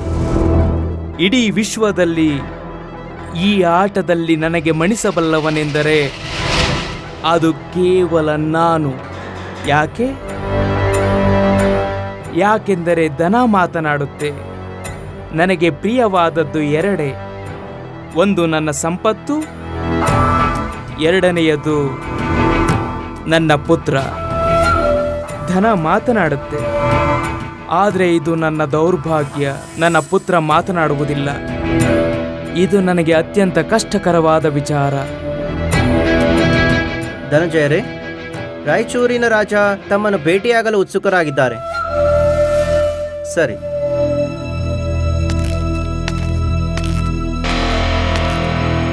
ನಮಸ್ಕಾರ ಧನಂಜಯ ಅವರೇ. ಬಿಜಾಪುರದ ಸುಲ್ತಾನನು ನಮಗೆ ತುಂಬ ಕಷ್ಟ ಕೊಡುತ್ತಿದ್ದಾನೆ. ನಾವು ಅವನ ಮೇಲೆ ಆಕ್ರಮಣ ಮಾಡುತ್ತೇವೆ. ಮತ್ತೆ ಈ ಕಾರ್ಯದಲ್ಲಿ ನಿಮ್ಮ ಸಹಾಯ ಬೇಕಾಗಿದೆ. ಅವಶ್ಯ. ಮಂತ್ರಿಗಳೇ, ಇವರಿಗೆ ಶಸ್ತ್ರ ಹಾಗೂ ಸೇನೆ ಖರೀದಿಗೆ ಎಷ್ಟು ಧನ ಬೇಕೋ ಅಷ್ಟನ್ನು ಇವರಿಗೆ ನೀಡಿ. ಸರಿ. ಹಾಗೂ ಅದಕ್ಕೆ ಗಿರವಿಯಾಗಿ ಇವರ ಪೂರ್ವಜರ ಅಮೂಲ್ಯ ಆಭರಣ ಇರಿಸಿಕೊಳ್ಳಿ. ಮತ್ತೆ ಇವರಿಂದ ಬರೆಸಿಕೊಳ್ಳಿ. ಇವರು ವಿಜಯಿಯಾದರೆ ಆ ರಾಜ್ಯದ ಒಂದು ಭಾಗ ಇವರು ನಮಗೆ ನೀಡುವರು. ಅವಶ್ಯವಾಗಿ ನಾವು ವಚನ ನೀಡುತ್ತೇವೆ. ನೀವೀಗ ಪ್ರಸ್ಥಾನ ಮಾಡಿ. ಧನಂಜಯರೇ, ಇವರು ಯುದ್ಧ ಮಾಡಲು ಬಯಸಿರುವ ಬಿಜಾಪುರದ ಸುಲ್ತಾನ ಅವರೂ ಭೇಟಿಗಾಗಿ ಬಂದಿದ್ದಾರೆ. ಅಸ್ಸಲಾಮು ಅಲೈಕಂ ಧನಂಜಯ ಅವರೇ, ನಮಗೆ ನಿಮ್ಮ ಸಹಾಯದ ಅತ್ಯಂತ ಅವಶ್ಯಕತೆ ಇದೆ. ಸುಲ್ತಾನರೇ, ನಾವಿರುವುದೇ ನಿಮ್ಮ ಸಹಾಯಕ್ಕಾಗಿ. ನಿಮಗೆಷ್ಟೇ ಧನದ ಅವಶ್ಯಕತೆ ಇದ್ದರೂ ನೀಡುತ್ತೇವೆ. ಆದರೂ ನೀವು ಬುದ್ಧಿವಂತರು, ಗೊತ್ತಿದೆಯಲ್ಲವೇ? ಎಲ್ಲವೂ ಭಗವಂತನ ಕೃಪೆ. ಖಂಡಿತವಾಗಿಯೂ. ಪ್ರಸ್ತುತಪಡಿಸಿ.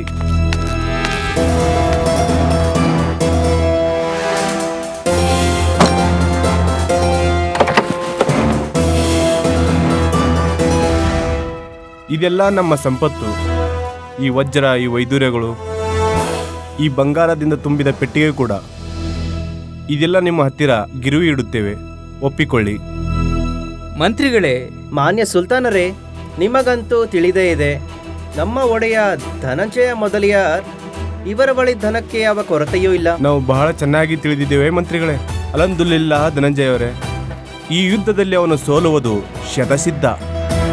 ನಾವು ನಿಮಗೆ ಮಾತು ನುಡುತ್ತಿದ್ದೇವೆ. ಅವನನ್ನು ನಾಶ ಮಾಡಿ ಅವನ ರಾಜ್ಯವನ್ನು ವಶಪಡಿಸಿಕೊಂಡು ನಾವು ವಶಪಡಿಸಿಕೊಂಡಿರೋ ರಾಜ್ಯದ ಅರ್ಧ ಭಾಗವನ್ನು ನಿಮಗೆ ಕೃತಜ್ಞತೆ ರೂಪದಲ್ಲಿ ನೀಡುತ್ತೇವೆ. ಅದನ್ನು ಬರೆದಿಟ್ಟುಕೊಳ್ಳಿ. ನಿಮಗೆಷ್ಟು ಧನ ಬೇಕು ಅಷ್ಟು ಸಿಗುತ್ತದೆ. ನೀವು ವಿಜಯ ಸಾಧಿಸಿ, ಅದರಲ್ಲೇ ನಮ್ಮ ಖುಷಿ. ನೀವು ಈ ಕಡೆಯಿಂದ ಪ್ರಸ್ಥಾನಿಸಿ. ಧನ್ಯವಾದಗಳು ಧನಂಜಯ ಅವರೇ. ಅಲ್ಲಾ ಹಾಫೀಸ್. ನೀವೇ ಧನ್ಯರು ಪ್ರಭು. ಇಬ್ಬರಿಗೂ ಹಣ ನೀಡಿದಿರಿ. ಯಾರೇ ಗೆಲ್ಲಲಿ ಯಾರೇ ಸೋಲ್ಲಿ ನಿಮಗೆ ಲಾಭ ನಿಶ್ಚಿತ. ನಿಮ್ಮನ್ನು ಕಾಣಲು ರಾಜ್ಯದ ಪ್ರಸಿದ್ಧ ಆಭರಣದ ವ್ಯಾಪಾರಿ ಹರಿಪ್ರಸಾದ್ ಆಗಮಿಸಲು ಇಚ್ಛಿಸುತ್ತಿದ್ದಾರೆ. ಆಗಮಿಸಿ.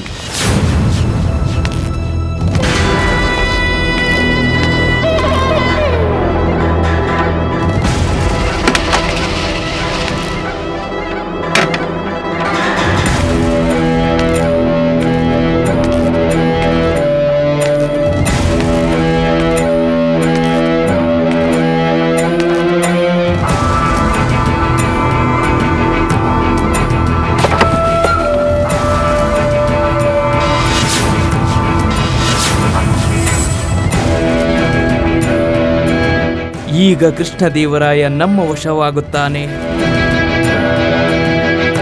ಅವನಿದಕ್ಕೆ ಬೆಲೆ ತೆರಲೇಬೇಕು. ಅರ್ಥಾತ್ ನೀವು ಇದರ ಬದಲಾಗಿ ಕೃಷ್ಣದೇವರಾಯರವರ ಕಡೆಯಿಂದ ಧನ ಬೇಡುವರೆ? ಮೂರ್ಖ! ಧನವಂತು ನಮ್ಮ ಹತ್ತಿರ ಎಷ್ಟಿದೆ ಎಂದರೆ ನೀವು ಜೀವನ ಪೂರ್ತಿ ಎಣಿಸಿದರೂ ಎಣಿಸಲಾಗುವುದಿಲ್ಲ. ನಮಗೆ ಬೇಕಿರುವುದು ಗೌರವ. ನಮಗೆ ನೀಡದಿರುವ ಗೌರವ ಈಗವನು ನೀಡಲೇಬೇಕು. ಯಾಕಂದ್ರೆ ಧನ ಮಾತನಾಡುತ್ತೆ. ಹಾಗೂ ನಮ್ಮ ಧನ ಮಾತನಾಡಿದಾಗ ದೊಡ್ಡ ದೊಡ್ಡವರ ಸಿಂಹಾಸನ ಅಲುಗಾಡುತ್ತೆ. ಹಾಗಾದ್ರೆ ನಮಗೆ ಮಾತೆಯ ಆಭರಣದ ದರ್ಶನ ಪುನಃ ಪ್ರಾಪ್ತವಾಗದೆ ನಾವೀಗ ನಮ್ಮ ಸಮಸ್ತ ಜೀವನವನ್ನು ಇದೇ ಲಜ್ಜೆ ಹಾಗೂ ಕೀಳಿರಿಮೆಯಿಂದ ಸಾಗಿಸಬೇಕೆ? ಮಾತೆಯ ಆಭರಣಗಳು ನಮ್ಮ ಕಣ್ಣ ಮುಂದೆಯೇ ಕಳ್ಳತನವಾದಾಗ ನಾವೇನು ಮಾಡಲಾಗಲಿಲ್ಲ.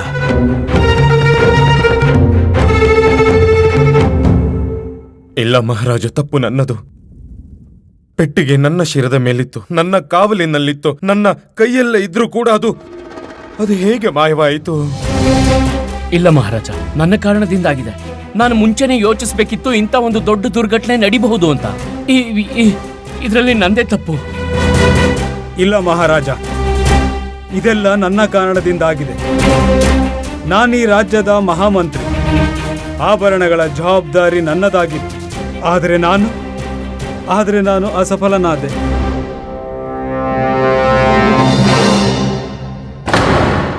ಇಲ್ಲ, ನಿಮ್ಮದ್ಯಾರದು ತಪ್ಪಿಲ್ಲ. ತಪ್ಪು ನಮ್ಮಿಂದಾಗಿದೆ. ವಿಜಯನಗರ ರಾಜ್ಯದ ಸಾಮ್ರಾಟ ಕೃಷ್ಣದೇವರಾಯನಿಂದ ಲೋಪವಾಗಿದೆ. ನಾವು ಉಪಸ್ಥಿತರಿದ್ದೆವು, ಆದ್ರೇನು ಮಾಡಲಾಗಲಿಲ್ಲ. ನಾವು ಆ ಆಭರಣಗಳ ರಕ್ಷಣೆ ಮಾಡಲಾಗಲಿಲ್ಲ. ಒಂದು ವೇಳೆ ನಾವು ಆಭರಣಗಳ ರಕ್ಷಣೆಯನ್ನೇ ಮಾಡದಿದ್ದಾಗ ಇಷ್ಟೊಂದು ದೊಡ್ಡ ರಾಜ್ಯದ ರಕ್ಷಣೆಯನ್ನ ನಾವು ಹೇಗೆ ಮಾಡುವುದು? ಅನರ್ಥವಂತೂ ಆಗಿದೆ. ಅದು ನಮ್ಮಿಂದ ಆಗಿದೆ. ಇಂದು ನಾನು ಕೃಷ್ಣದೇವರಾಯ ನಿಮ್ಮೆಲ್ಲರ ಮುಂದೆ ಪ್ರತಿಜ್ಞೆ ಮಾಡುತ್ತಿರುವೆ. ಪರಿಸ್ಥಿತಿಗಳು ಏನೇ ಇರಲಿ, ನಾವು ಮಾತೆಯ ಆಭರಣವನ್ನು ಮರಳಿ ತರುತ್ತೇವೆ. ಒಂದು ವೇಳೆ ನಾವು ನಮ್ಮ ಪ್ರತಿಜ್ಞೆಯನ್ನ ಪೂರ್ಣಗೊಳಿಸದೆ ಹೋದರೆ ಆಗ ನಾವು ನಮ್ಮ ರಾಜ್ಯ ತ್ಯಾಗ ಮಾಡುತ್ತೇವೆ.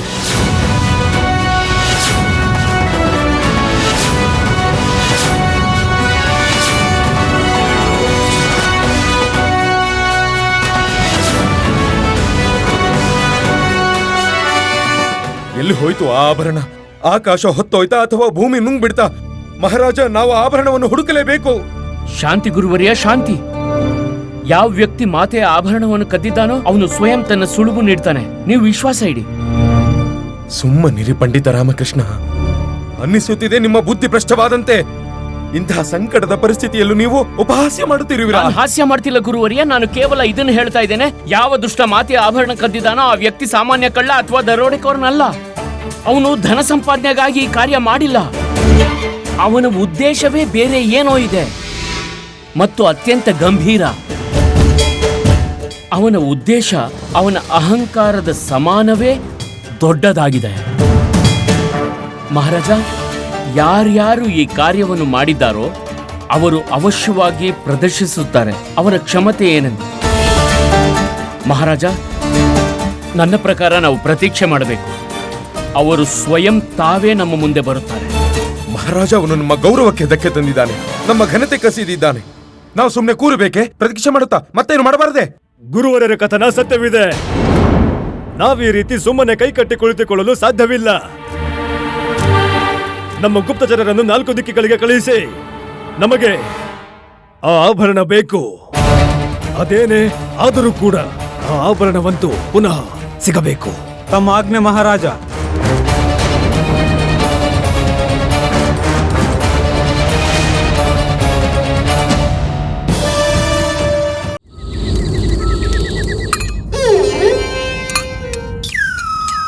ಗುರುಜಿ, ಮಾತೆಯ ಆಭರಣಗಳು ಕಳ್ಳತನವಾಗಿವೆ.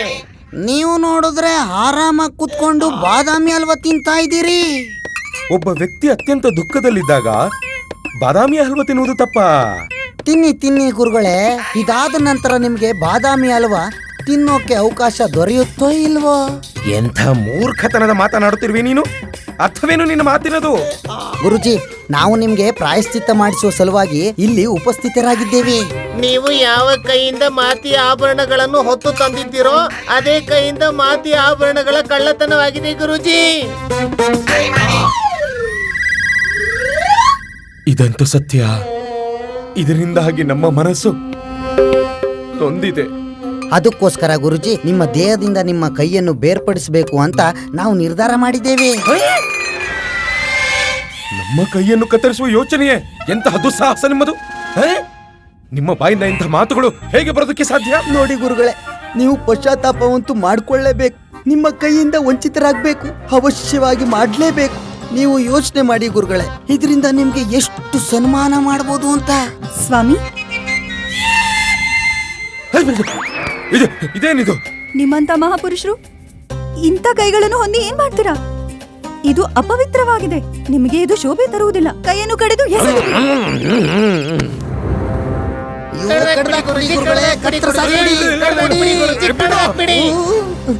ಇದೆಂತ ಹಠ ನಿಮ್ದು ಗುರುಜಿ.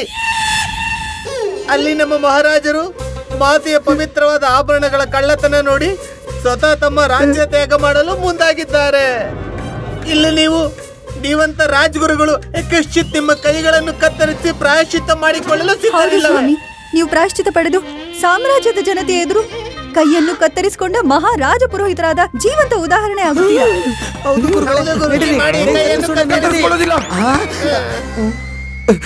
ವರುಣಮಾಲಾ, ನಾನು ಪ್ರಾಯಶ್ಚಿತ ಅಂತ ನಮ್ಮ ಕೈಯನ್ನು ಕತ್ತರಿಸಿ ಮಾತೆ ಆಭರಣಗಳು ಹಿಂತಿರುಗಿ ಬಂತು ಅಂತ ಅನ್ಕೋ. ಆದ್ರೆ ಕೈಯನ್ನು ಕಳ್ಕೊಂಡ ರಾಜ ಪುರೋಹಿತನ ಗತಿ ಏನಾಗಬೇಕು? ಆದ್ರೆ ಏನಂತೆ ಸ್ವಾಮಿ, ನೀವು ಮಹಾಪುರುಷರು. ನೀವು ನಿಮ್ಮ ದಿವ್ಯ ಶಕ್ತಿಯಿಂದ ಪುನಃ ಕೈಗಳನ್ನು ಹಿಂಪಡೆಯುವ್ರಿ.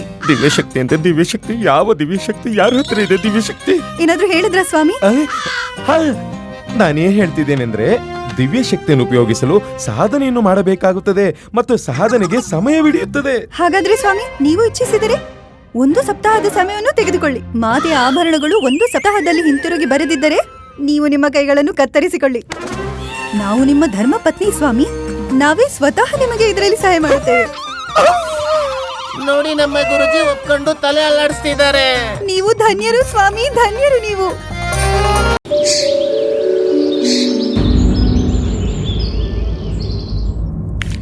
ಲಾಮ, ನನ್ ಗೆಲುವಿಗಾಗಿ ಪ್ರಾರ್ಥನೆ ಮಾಡು. ಅಲ್ಲೇ ಆ ಬಲ್ಲವನ್ನು ಕಳ್ತನ ಮಾಡಿಲ್ಲ, ನಾವು ಕಲ್ಕೊಬಲ್ತೀನಿ. ತಲತಲನೆ ಎಲ್ದು ದಲ್ಬಾಲಿಗೆ ಕಲ್ಕೊಬಲ್ತೀನಿ.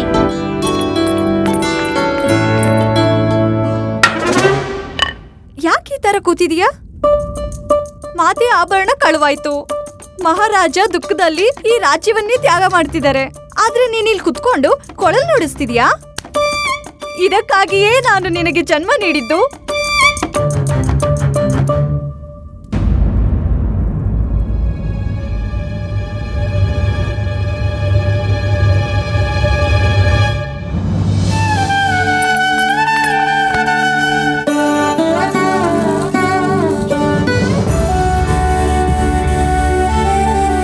ಅಮ್ಮ, ನಾನು ಬಹಳ ಕಷ್ಟದಲ್ಲಿದ್ದೀನಿ ಅಮ್ಮ. ನಾನು ತುಂಬಾ ಕಷ್ಟದಲ್ಲಿದ್ದೇನೆ. ಮಾತೆಯ ಆಭರಣಗಳ ಕಳ್ತನ ಅಷ್ಟೇ ಅಲ್ಲ, ಮಾತೆಯ ಗೌರವಕ್ಕೆ ಧಕ್ಕೆ ಬಂದಿದೆ. ಮಾತೆಯ ಪ್ರತಿಷ್ಠೆಯ ಪ್ರಶ್ನೆ ಇದು. ನಾನು ಈ ಕಷ್ಟವನ್ನ ಅರ್ಗಿಸ್ಕೊಳ್ಳಲಾಗ್ತಿಲ್ಲ, ಹೇಳ್ಕೊಳ್ಳೋದಕ್ಕೂ ಆಗ್ತಿಲ್ಲ ಅಮ್ಮ. ನಿನ್ ಕಷ್ಟನ ಯಾರಿಗೂ ಹೇಳೋ ಅವಶ್ಯಕತೆ ಇಲ್ಲ. ನೀನ್ ಹೋಗು, ಮಾತೆಯ ಆಭರಣ ಹುಡುಕು. ನೀನ್ ಹೇಳ್ತಿರೋದು ಸರಿ ಅಮ್ಮ. ಬರೀ ದುಃಖಿಸಿ ಏನು ಪ್ರಯೋಜನವಿಲ್ಲ. ಯಾವ ಮಾತೆಯ ಆಶೀರ್ವಾದದಿಂದ ಇಂಥ ಗೌರವವಾದ ಬದುಕನ್ನು ಜೀವಿಸ್ತಿದ್ದೀನೋ, ಯಾವ ಮಾತೆಯ ಕೃಪೆಯಿಂದ ನನ್ನ ಜೀವನಕ್ಕೆ ಒಂದು ಅಸ್ತಿತ್ವವಿದೆಯೋ, ಆ ಮಾತೆಯ ಆಭರಣಗಳನ್ನು ನಾನು ಹಿಂಪಡೆಯದಿದ್ದರೆ ನನ್ನ ಜೀವನ ವ್ಯರ್ಥ. ನನ್ನ ಜೀವನ ವ್ಯರ್ಥ ಅಮ್ಮ.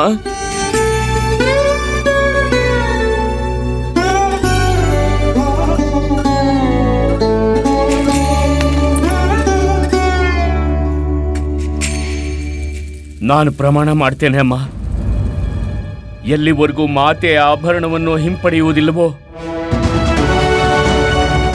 ಮನೆಗೆ ಹಿಂತಿರುಗಿ ಬರುವುದಿಲ್ಲ.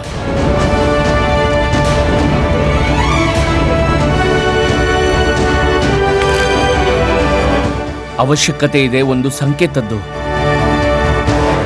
ಒಂದೇ ಸಂಕೇತ. ಯಾರು ಈ ಕೆಲಸವನ್ನು ಮಾಡಿದ್ದಾರೋ, ಈ ಕಾರ್ಯ ಯಾರು ಮಾಡಿದ್ದಾರೆಂದು. ಮಹಾರಾಜ, ಗುಪ್ತಚಾರರಿಂದ ಹಾಗೂ ರಹಸ್ಯ ಮೂಲಗಳಿಂದ ಒಂದು ಸಮಾಚಾರ ದೊರಕಿದೆ. ಪಂಡಿತ ರಾಮಕೃಷ್ಣರು ನಮಗೆ ತಿಳಿಸಿದಂತೆ ಸೋಮಯ್ಯ ತನ್ನ ಸ್ನೇಹಿತನೊಂದಿಗೆ ನಮ್ಮ ರಾಜ್ಯದ ಗಡಿ ದಾಟಿದ್ದಾನೆ. ಆತ ಅಶ್ವದ ಮೇಲೆ ಏನನ್ನೋ ಹೊತ್ತುಕೊಂಡು ಹೋಗುತ್ತಿದ್ದ. ಅದರ ಅರ್ಥ ಪಂಡಿತ ರಾಮಕೃಷ್ಣರ ಅನುಮಾನ ಸರಿಯಾಗಿದೆ. ಸೋಮಯ್ಯನೇ ಮಾತೆಯ ಆಭರಣಗಳನ್ನ ಕಳ್ಳತನ ಮಾಡಿದ್ದಾನೆ ಮತ್ತು ಅದರ ಜೊತೆ ಗಡಿ ದಾಟಿದ್ದಾನೆ. ಅದರ ನಂತರ ಅಲ್ಲಿಂದ ಕಾಣೆಯಾಗಿದ್ದಾನೆ. ಹಾಗಾದರೆ ಪಂಡಿತ ರಾಮಕೃಷ್ಣ, ನಿಮ್ಮ ಅನುಮಾನ ಸರಿಯಾಗಿದೆ. ಮಹಾರಾಜ, ನಾವು ಈಶ್ವರನಲ್ಲಿ ಬೇಡಿಕೊಳ್ಳುತ್ತೇವೆ, ಪಂಡಿತ ರಾಮಕೃಷ್ಣರ ಇನ್ನೊಂದು ಅನುಮಾನವೂ ಸತ್ಯವಾಗಲಿ ಎಂದು. ಆಭರಣಗಳನ್ನ ಕಳ್ಳತನ ಮಾಡಿದವನು ತನ್ನ ಪರಿಚಯ ಮಾಡಿಕೊಳ್ಳಲಿ. ಹಾಗೆ ಆಗುತ್ತದೆ ಮಂತ್ರಿಗಳೇ. ಅವ್ರು ಯಾರೆಂದು ನಮಗೆ ಖಂಡಿತ ತಿಳಿಯುತ್ತದೆ. ಕೇವಲ ನಾವು ಕೆಲ ಸಮಯ ಪ್ರತೀಕ್ಷೆ ಮಾಡಬೇಕಾಗಿದೆ ಮಹಾರಾಜ.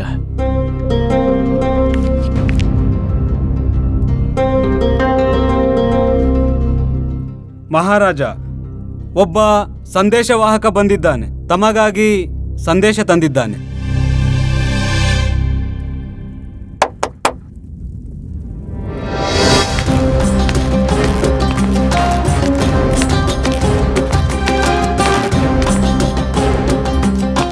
ಮಹಾರಾಜರಿಗೆ ಜಯವಾಗಲಿ. ಮಹಾರಾಜ, ನಾನು ಧನಂಜಯ ಮೊದಲಿಯಾರ್ ಅವರ ಆದೇಶದ ಮೇರೆಗೆ ನಿಮಗೆ ಸಂದೇಶ ತಂದಿದ್ದೇನೆ. ಇಂದು ಅತ್ಯಂತ ಶುಭ ದಿನವಾಗಿದೆ. ನಾನು ಧನಂಜಯ. ನನ್ನ ಮುಂದೆ ದೊಡ್ಡ ದೊಡ್ಡ ಸೈನ್ಯದವರು ತಲೆಬಾಗಿ ನಿಲ್ಲುತ್ತಾರೆ. ಉತ್ತರ ಭಾರತ ಸುಲ್ತಾನರಿಂದ ಹಿಡಿದು ಮೊಘಲ್ ಬಾಬರ್ನವರೆಗೂ ನಮ್ಮನ್ನ ಗೌರವಿಸುತ್ತಾರೆ. ಕೇವಲ ಒಬ್ಬ ರಾಜ ಮಾತ್ರ ಇಂಥ ರಾಜನಿಗೆ ಗೌರವಿಸಲಿಲ್ಲ. ಅದು ನೀವೇ ಕೃಷ್ಣದೇವರಾಯ. ಆದರೆ ಇಂದು ನೀವು ಕೂಡ ನಮ್ಮ ಮುಂದೆ ತಲೆಬಾಗಿಸಲೇಬೇಕಾಗಿದೆ. ನಿಮ್ಮ ರಾಜ್ಯದ ಗೌರವ ಹಾಗೂ ಪ್ರತಿಷ್ಠೆಯಾದ ಕಾಳಿಮಾತೆಯ ಆಭರಣಗಳು ಈಗ ನಮ್ಮ ವಶದಲ್ಲಿವೆ.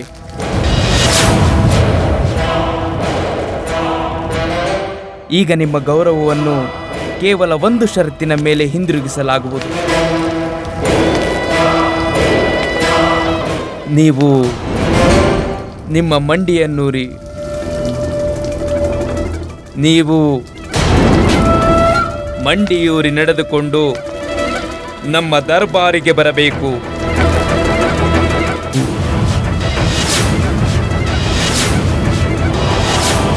ಹಾಗೂ ನಿಮ್ಮ ರಾಜ್ಯದ ಒಂದು ಪ್ರಾಂತ್ಯವನ್ನ ನಮಗೆ ದಕ್ಷಿಣೆಯಾಗಿ ದಾನ ಮಾಡಬೇಕು.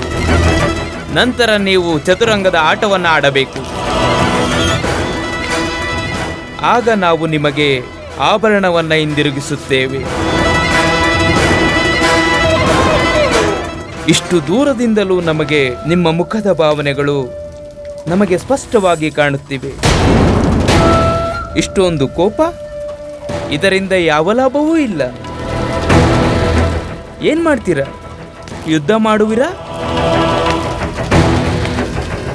ನಿಮ್ಮ ನಿರ್ಣಯ ಉಚಿತವಲ್ಲ. ಯಾಕೆಂದರೆ ನಾವು ಸಮಸ್ತ ರಾಜರು ಸುಲ್ತಾನರನ್ನೂ ಖರೀದಿಸಬಲ್ಲೆವು. ಯಾಕೆಂದರೆ ಧನ ಮಾತನಾಡುತ್ತೆ. ದೊಡ್ಡ ದೊಡ್ಡ ರಾಜರ ಸಿಂಹಾಸನಗಳು ಅಲುಗಾಡುತ್ತವೆ. ಎಣಿಸಿ ಎಣಿಸಿ ನಾವು ನಿಮ್ಮ ಶತ್ರುಗಳನ್ನು ಖರೀದಿಸುತ್ತೇವೆ. ಹಾಗೆ ಅವರಿಂದ ನಿಮ್ಮ ಮೇಲೆ ಆಕ್ರಮಣ ಮಾಡಿಸುತ್ತೇವೆ. ಅವಶ್ಯಕತೆ ಇದ್ದರೆ ಮೊಘಲ್ ಸಂಸ್ಥಾನದ ಬಾದ್ಶಾ ಬಾಬರ್ನವರೆಗೂ ಹೋಗುತ್ತೇವೆ. 4 ದಿಕ್ಕಿನಿಂದ ನಿಮ್ಮ ಮೇಲೆ ಆಕ್ರಮಣ ಮಾಡಿದಾಗ ನಿಮ್ಮ ಪರಾಜಯ ಮತ್ತು ಮೃತ್ಯು ನಿಶ್ಚಿತ.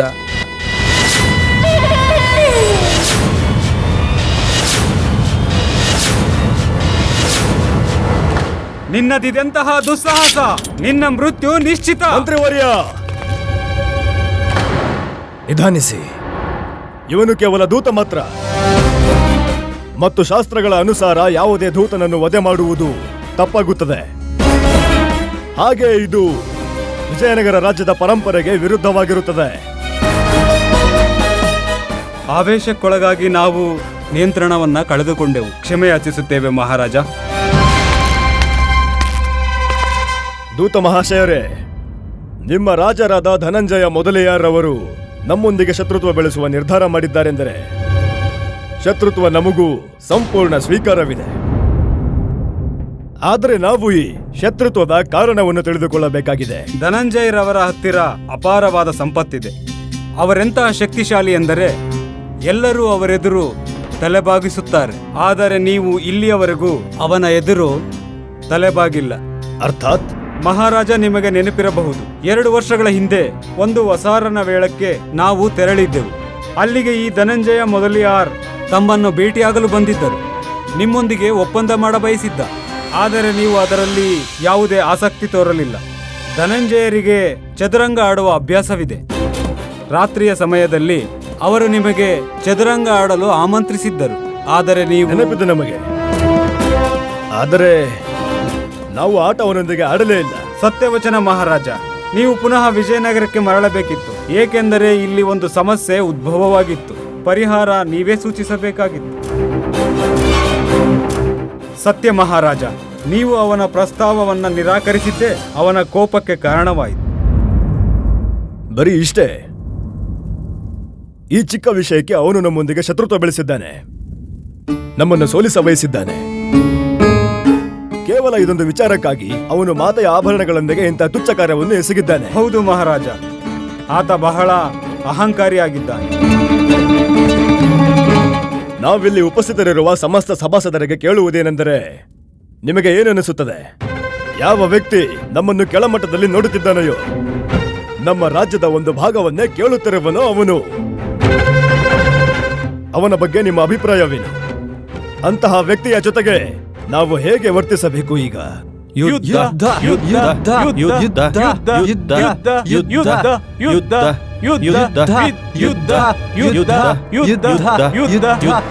ಅಂತಹ ವ್ಯಕ್ತಿಯ ಜೊತೆಗೆ ನಾವು ಏನು ಮಾಡಬೇಕು? ಯಾವ ವ್ಯಕ್ತಿ ನಮ್ಮ ರಾಜ್ಯದ ಮರ್ಯಾದೆಗೆ, ಮಾತೆಯ ಗೌರವಕ್ಕೆ ಧಕ್ಕೆಯನ್ನುಂಟು ಮಾಡುವ ದುಷ್ಟ ಕೆಲಸವನ್ನು ಮಾಡಿದ್ದಾನೆಯೋ, ನಮಗೆ ಅಪಹಾಸ್ಯ ಮಾಡಿದ್ದಾನೆಯೋ, ಅಂತಹ ವ್ಯಕ್ತಿಯ ಜೊತೆಗೆ ನಾವು ಏನು ಮಾಡಬೇಕು? ಯಾವ ವ್ಯಕ್ತಿ ಸ್ವಯಂ ತಪ್ಪು ಮಾಡಿ ನಮ್ಮನ್ನೇ ದೋಷಿ ಎಂದು ಹೇಳುವ ತುಚ್ಛ ತಪ್ಪು ಮಾಡುವಂತಹ ವ್ಯಕ್ತಿಗೆ ಏನು ಮಾಡಬೇಕು ನಾವು?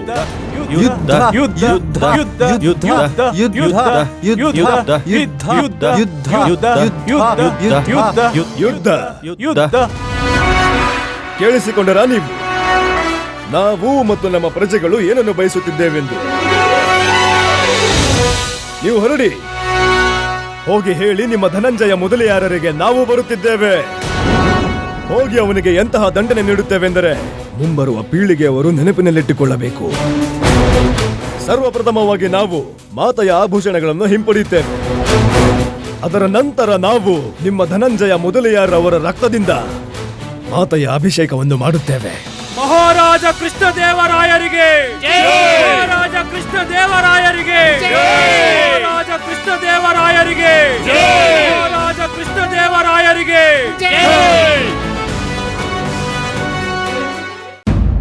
ನನ್ನ ಮುಂದೆ ಸೋತಾಗ ಅವನು ಅವನ ರಾಜ್ಯದ ದಾರಿ ಹಿಡಿಯುತ್ತಾನೆ. ನನಗನಿಸುತ್ತಿದೆ ಕೃಷ್ಣದೇವರಾಯ ಮೂರ್ಖನೆಂದು. ನನಗೆ ಮೊದಲೇ ತಿಳಿದಿದ್ದು ಆತ ಹೀಗೆ ಮಾಡುತ್ತಾನೆಂದು. ಇದೇ ನನ್ನ ಇಚ್ಛೆಯಾಗಿತ್ತು. ತಿನ್ನು ಪುತ್ರ. ಮಂತ್ರಿಗಳೇ, ಒಂದು ಸಂದೇಶ ಕಳಿಸಿ. ಎಲ್ಲ ರಾಜ ಮತ್ತು ಸುಲ್ತಾನರಿಗೆ ಪ್ರತಿ ಸಂದೇಶದ ಜೊತೆಗೆ ಉಡುಗೊರೆಯ ರೂಪದಲ್ಲಿ 10,000 ಚಿನ್ನದ ನಾಣ್ಯಗಳನ್ನು ಕಳುಹಿಸಿ. ಹಾಗೆ ಅವರೆಲ್ಲರಿಗೂ ಹೇಳಿ ಕೃಷ್ಣದೇವರಾಯನ ವಿರುದ್ಧ ಯುದ್ಧ ಮಾಡಲು ಸಿದ್ಧರಾಗುವಂತೆ. ಏನ್ ಹೇಳ್ತಿದ್ದೀರಾ ಪ್ರಭುಗಳೇ? ಮೊಘಲ್ ಸಂಸ್ಥಾನದ ಬಾಬರ್ಗೂ ಸಂದೇಶ ಕಳಿಸಬೇಕಾ? ನಿಮಗಂತೂ ಧನ ಮಾತನಾಡುತ್ತೆ. ಅವರ ಅವಶ್ಯಕತೆ ಕಾಣುವುದಿಲ್ಲ. ಕಂಡರೆ ನಾವು ಸ್ವತಃ ನಾವೇ ಹೋಗುತ್ತೇವೆ ಕರೆಯಲು. ಅದಕ್ಕಾಗಿ ನಾವು ಎಷ್ಟೇ ವೆಚ್ಚವನ್ನು ಭರಿಸಲು ಸಿದ್ಧರಿದ್ದೇವೆ. ಆದರೆ ಅದರ ಅವಶ್ಯಕತೆ ಬರುವುದಿಲ್ಲ. ಅದಕ್ಕೂ ಮುಂಚೆನೇ ನಾವು ವಿಜಯನಗರ ಸಾಮ್ರಾಜ್ಯವನ್ನು ವಶಪಡಿಸಿಕೊಂಡಿರುತ್ತೇವೆ. ಪ್ರಭುಗಳೇ, ಇದನ್ನೇ ಹೇಳೋದು. ದ್ವೇಷವೂ ನನ್ನದೇ, ಸ್ವಾರ್ಥವೂ ನನ್ನದೇ. ನೀವಂತೂ ಮಹಾನರು, ನೀವು ಬುದ್ಧಿವಂತರು. ಎಲ್ಲ ಭಗವಂತನ ಕೃಪೆ. ಕೃಷ್ಣದೇವರಾಯ ಯುದ್ಧ ಮಾಡಿದರೆ ಪರಾಜಯಗೊಳ್ಳುವನು. ಮತ್ತೆ ಮಾಡದಿದ್ದರೆ ಮತ್ತೆ ಮಾತೆಯ ಆಭರಣಗಳನ್ನು ತೆಗೆದುಕೊಳ್ಳಲು ಅವನು ಇಲ್ಲಿಗೆ ಬರಲೇಬೇಕು ಮತ್ತು ನಮ್ಮ ಆಧೀನದಲ್ಲಾಗುತ್ತಾನೆ. ಈ ದಿನದ ಪ್ರತೀಕ್ಷೆ ಮಾಡುತ್ತಿದ್ದೇವೆ. ಈಗ ನಮ್ಮ ಹೆಸರು ಕೂಡ ಇತಿಹಾಸದ ಪುಸ್ತಕದಲ್ಲಿ ಸುವರ್ಣಾಕ್ಷರಗಳಿಂದ ಬರೆಯಲಾಗುತ್ತದೆ. ಯಾಕೆಂದರೆ ಧನ ಮಾತನಾಡುತ್ತೆ. ಯಾವಾಗ ನಮ್ಮ ಧನ ಮಾತನಾಡುತ್ತೋ ದೊಡ್ಡ ದೊಡ್ಡ ರಾಜರ ಸಿಂಹಾಸನಗಳು ಅಲುಗಾಡುತ್ತೆ. ಎಲ್ಲ ಜನರು ಇಷ್ಟೊಂದು ಉತ್ತೇಜಿತರಾಗಿ ಆಕ್ರೋಶದಲ್ಲಿದ್ದಾರೆ. ಯುದ್ಧವೇನಾದರೂ ಸಂಭವಿಸಿದರೆ ಅದರ ನಂತರದ ಪರಿಣಾಮದ ಬಗ್ಗೆ ಯಾರು ಯೋಚಿಸುತ್ತಿಲ್ಲ. ನಾನು ಆವಾಗ್ಲಿಂದ ಇದನ್ನ ನಿಮಗೆ ಹೇಳುವ ಪ್ರಯತ್ನ ಮಾಡ್ತಿದ್ದೇನೆ ಮಂತ್ರಿಗಳೇ. ಕೇವಲ ಯುದ್ಧ ಯಾವುದೇ ಸಮಸ್ಯೆಯ ಅಂತಿಮ ನಿರ್ಣಯವಾಗುವುದಿಲ್ಲ. ಯುದ್ಧದಿಂದ ಜನತೆಯ ಮೇಲೆ ಅಹಿತಕರ ಪರಿಣಾಮ ಬೀರುತ್ತೆ. ಯಾರದೋ ಅಹಂಕಾರ ಹಾಗೂ ದ್ವೇಷದಿಂದ ನಡೆಯುವ ಯುದ್ಧದ ಕಾರಣದಿಂದ ಸಾವಿರಾರು ಜನರ ಮೇಲೆ ಕೆಟ್ಟ ಪ್ರಭಾವವೇ ಬೀರುತ್ತೆ. ಸಂಪತ್ತಿನ ನಾಶವಾಗುತ್ತದೆ. ಅದೆಷ್ಟು ಜೀವ ಬಲಿಯಾಗುತ್ತದೋ ತಿಳಿದಿಲ್ಲ. ಧನಂಜಯ ಮೊದಲಿಯಾರು 10,000 ಸುಲ್ತಾನರ ಜೊತೆ ಆಕ್ರಮಣ ಮಾಡ್ತಾರೆ. ನಾವು ನಮ್ಮ ಶಕ್ತಿಯನ್ನು ಮೀರಿ ಹೊಡೆದಾಡಿ ಯುದ್ಧವನ್ನ ಗೆಲ್ತೇವೆ. ನಾವು ಯುದ್ಧದಲ್ಲಿ ಗೆದ್ದು ವಿಜಯಿಗಳಾದ್ರು ವಿಜಯನಗರದ ಅದೆಷ್ಟು ತಾಯಂದಿರು ಮಕ್ಕಳನ್ನು ಕಳ್ಕೋತಾರೋ ಗೊತ್ತಿಲ್ಲ. ಎಷ್ಟು ಹೆಂಗಸರು ವಿಧವೆಯರಾಗ್ತಾರೋ ಹಾಗೂ ಎಷ್ಟು ಮಕ್ಕಳು ಅನಾಥರು. ನೀವೇ ಹೇಳಿ ಮಂತ್ರಿಗಳೇ, ಮಾತೆ ತನ್ನ ಆಭರಣಗಳನ್ನು ಹಿಂಪಡೆದು ಪ್ರಸನ್ನಳಾಗ್ತಾಳ? ಮಕ್ಕಳ ರಕ್ತದಿಂದ ರಂಜಿತವಾದದ್ದು ನಮಗೆ ಅರ್ಥವಾಗುತ್ತದೆ ರಾಮಕೃಷ್ಣ. ಆದರೆ ಏನು ಮಾಡುವುದು? ಏನೂ ಮಾಡದೆ ಮೌನವಾಗಿರಬೇಕೆ? ಇದು ಅಸಂಭವ ಪಂಡಿತ ರಾಮಕೃಷ್ಣ. ಇನ್ನು ನಮ್ಮ ಮಹಾರಾಜ ಕೃಷ್ಣದೇವರಾಯರು ಖಂಡಿತ ಒಪ್ಪುವುದಿಲ್ಲ. ಅವರು ತಮ್ಮ ತಲೆಯನ್ನ ಕತ್ತರಿಸಿಕೊಳ್ಳಲು ಸಿದ್ಧರಾಗುತ್ತಾರೆ, ಆದರೆ ಎಂದೂ ತಮ್ಮ ತಲೆ ಬಾಗುವುದಿಲ್ಲ. ಈಗ ಸಮಯ ಕೈಮೀರಿ ಹೋಗಿದೆ ರಾಮಕೃಷ್ಣ. ಸದ್ಯಕ್ಕೆ ನಮ್ಮ ಹತ್ತಿರ ಯಾವುದೇ ಮಾರ್ಗ ಇಲ್ಲ. ಒಂದು ಮಾರ್ಗವಿದೆ ಮಂತ್ರಿವರ್ಯ. ಏನದು? ನಾನೇ ಸ್ವತಃ ಧನಂಜಯ್ ಮೊದಲಿಯಾರ ಬಳಿ ಹೋಗ್ತೇನೆ. ಮಹಾರಾಜರಿಗೆ ಈ ವಿಷಯದ ಅರಿವಾಗದೇ ಹೋಗಿ ನೋಡ್ಕೊಳ್ಳೋ ಜವಾಬ್ದಾರಿ ನಿಮ್ದಾಗಿರುತ್ತೆ. ಈ ವಿನಾಶಕಾರಿ ಯುದ್ಧವನ್ನು ತಡೆಯಲು ನನ್ನ ಕಡೆಯಿಂದ ನಾನು ಒಂದು ಪ್ರಯತ್ನ ಮಾಡಲು ಬಯಸ್ತಾ ಇದ್ದೇನೆ ಅಷ್ಟೇ. ನೀವೇನು ಹೇಳುತ್ತಿರುವಿರಿ ಪಂಡಿತ ರಾಮಕೃಷ್ಣ? 2 ರಾಜ್ಯಗಳು ಯುದ್ಧ ಮಾಡಲೆಂದು ಸಿದ್ಧವಾಗಿ ಎದುರು ನಿಂತಿರುವಾಗ ನೀವು ಈ ರೀತಿ ಹೋಗುವುದು ಬಹಳ ಅಪಾಯಕಾರಿಯಾಗುತ್ತದೆ. ನಿಮ್ಮ ಪ್ರಾಣ ಸಂಕಟದಲ್ಲಿ ಸಿಲುಕಬಹುದು. ನನ್ನ ಪ್ರಾಣ ಸಂಕಟದಲ್ಲಿ ಸಿಲುಕಿದ್ರೂ ಪರವಾಗಿಲ್ಲ, ಆದರೆ ನನ್ನ ಪ್ರಾಣ ನಷ್ಟವಾಗುವ ಸಹಸ್ರಾರು ಜೀವಕ್ಕಿಂತ ದೊಡ್ಡದೇನಲ್ಲ. ನನಗೆ ಒಂದು ಅವಕಾಶ ಕೊಡಿ ಮಂತ್ರಿಗಳೇ. ಇಲ್ಲ, ನಾವು ಈ ಅವಕಾಶವನ್ನ ಕೊಡುವುದಿಲ್ಲ. ಒಂದು ಹೆಜ್ಜೆಯೂ ನೀವು ಮುಂದಿಡುವಂತಿಲ್ಲ ರಾಮಕೃಷ್ಣ. ನಿಮಗೆ ಗೊತ್ತಾ, ನಾವಿಬ್ಬರು ಇಲ್ಲಿ ಚರ್ಚಿಸುತ್ತಾ ನಿಂತಿದ್ದೇವೆ. ಅಲ್ಲಿ ನಮ್ಮ ರಾಜ್ಯದ ಸೈನ್ಯ ಯುದ್ಧಕ್ಕೆ ಸಿದ್ಧತೆ ಮಾಡಿಕೊಳ್ಳುತ್ತಿದೆ. ಅಲ್ಲಿ ನೋಡಿ, ನಮ್ಮ ಸಮಸ್ತ ಸೈನಿಕರು ಯುದ್ಧಕ್ಕೆ ಸಿದ್ಧರಾಗುತ್ತಿದ್ದಾರೆ.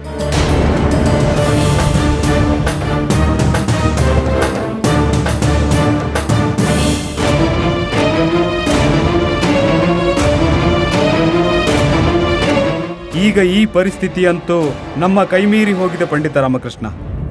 ಎಲ್ಲ ತಮ್ಮ ತಯಾರಿಗಳಲ್ಲಿ ತೊಡಗಿದ್ದಾರೆ ಮಂತ್ರಿವರ್ಯ. ನನಗೂ ಸಹ ಅವರನ್ನು ಭೇಟಿ ಮಾಡುವ ಅವಕಾಶ ಸಿಗ್ಬೇಕಲ್ವೇ? ಪಂಡಿತ ರಾಮಕೃಷ್ಣ, ನಾವು ಯಾವಾಗಲೂ ನಿಮ್ಮ ಒಳಿತನ್ನೇ ಬಯಸಿದ್ದೇವೆ. ಎಲ್ಲ ಕೆಲಸಗಳನ್ನ ನಿಮ್ಮ ರೀತಿಯಲ್ಲೇ ಮಾಡಲು ಅನುಮತಿ ಕೊಟ್ಟಿದ್ದೆವು. ಆದರೆ ಈ ಬಾರಿ ಸಾಧ್ಯವಿಲ್ಲ. ನೆನಪಿರಲಿ, ಇದು ಯುದ್ಧದ ಪ್ರಸಂಗ, ವಿದೂಷಕ ಮತ್ತು ಸಲಹೆಗಾರನದ್ದಲ್ಲ. ನೀವು ನಿಮ್ಮ ಸೀಮೆಯನ್ನು ಅರಿತುಕೊಂಡರೆ ಒಳ್ಳೆಯದು. ಇದರಲ್ಲಿ ನಿಮ್ಮದು ಯಾವುದೇ ಪಾತ್ರವಿಲ್ಲ. ಇದು ಯುದ್ಧ.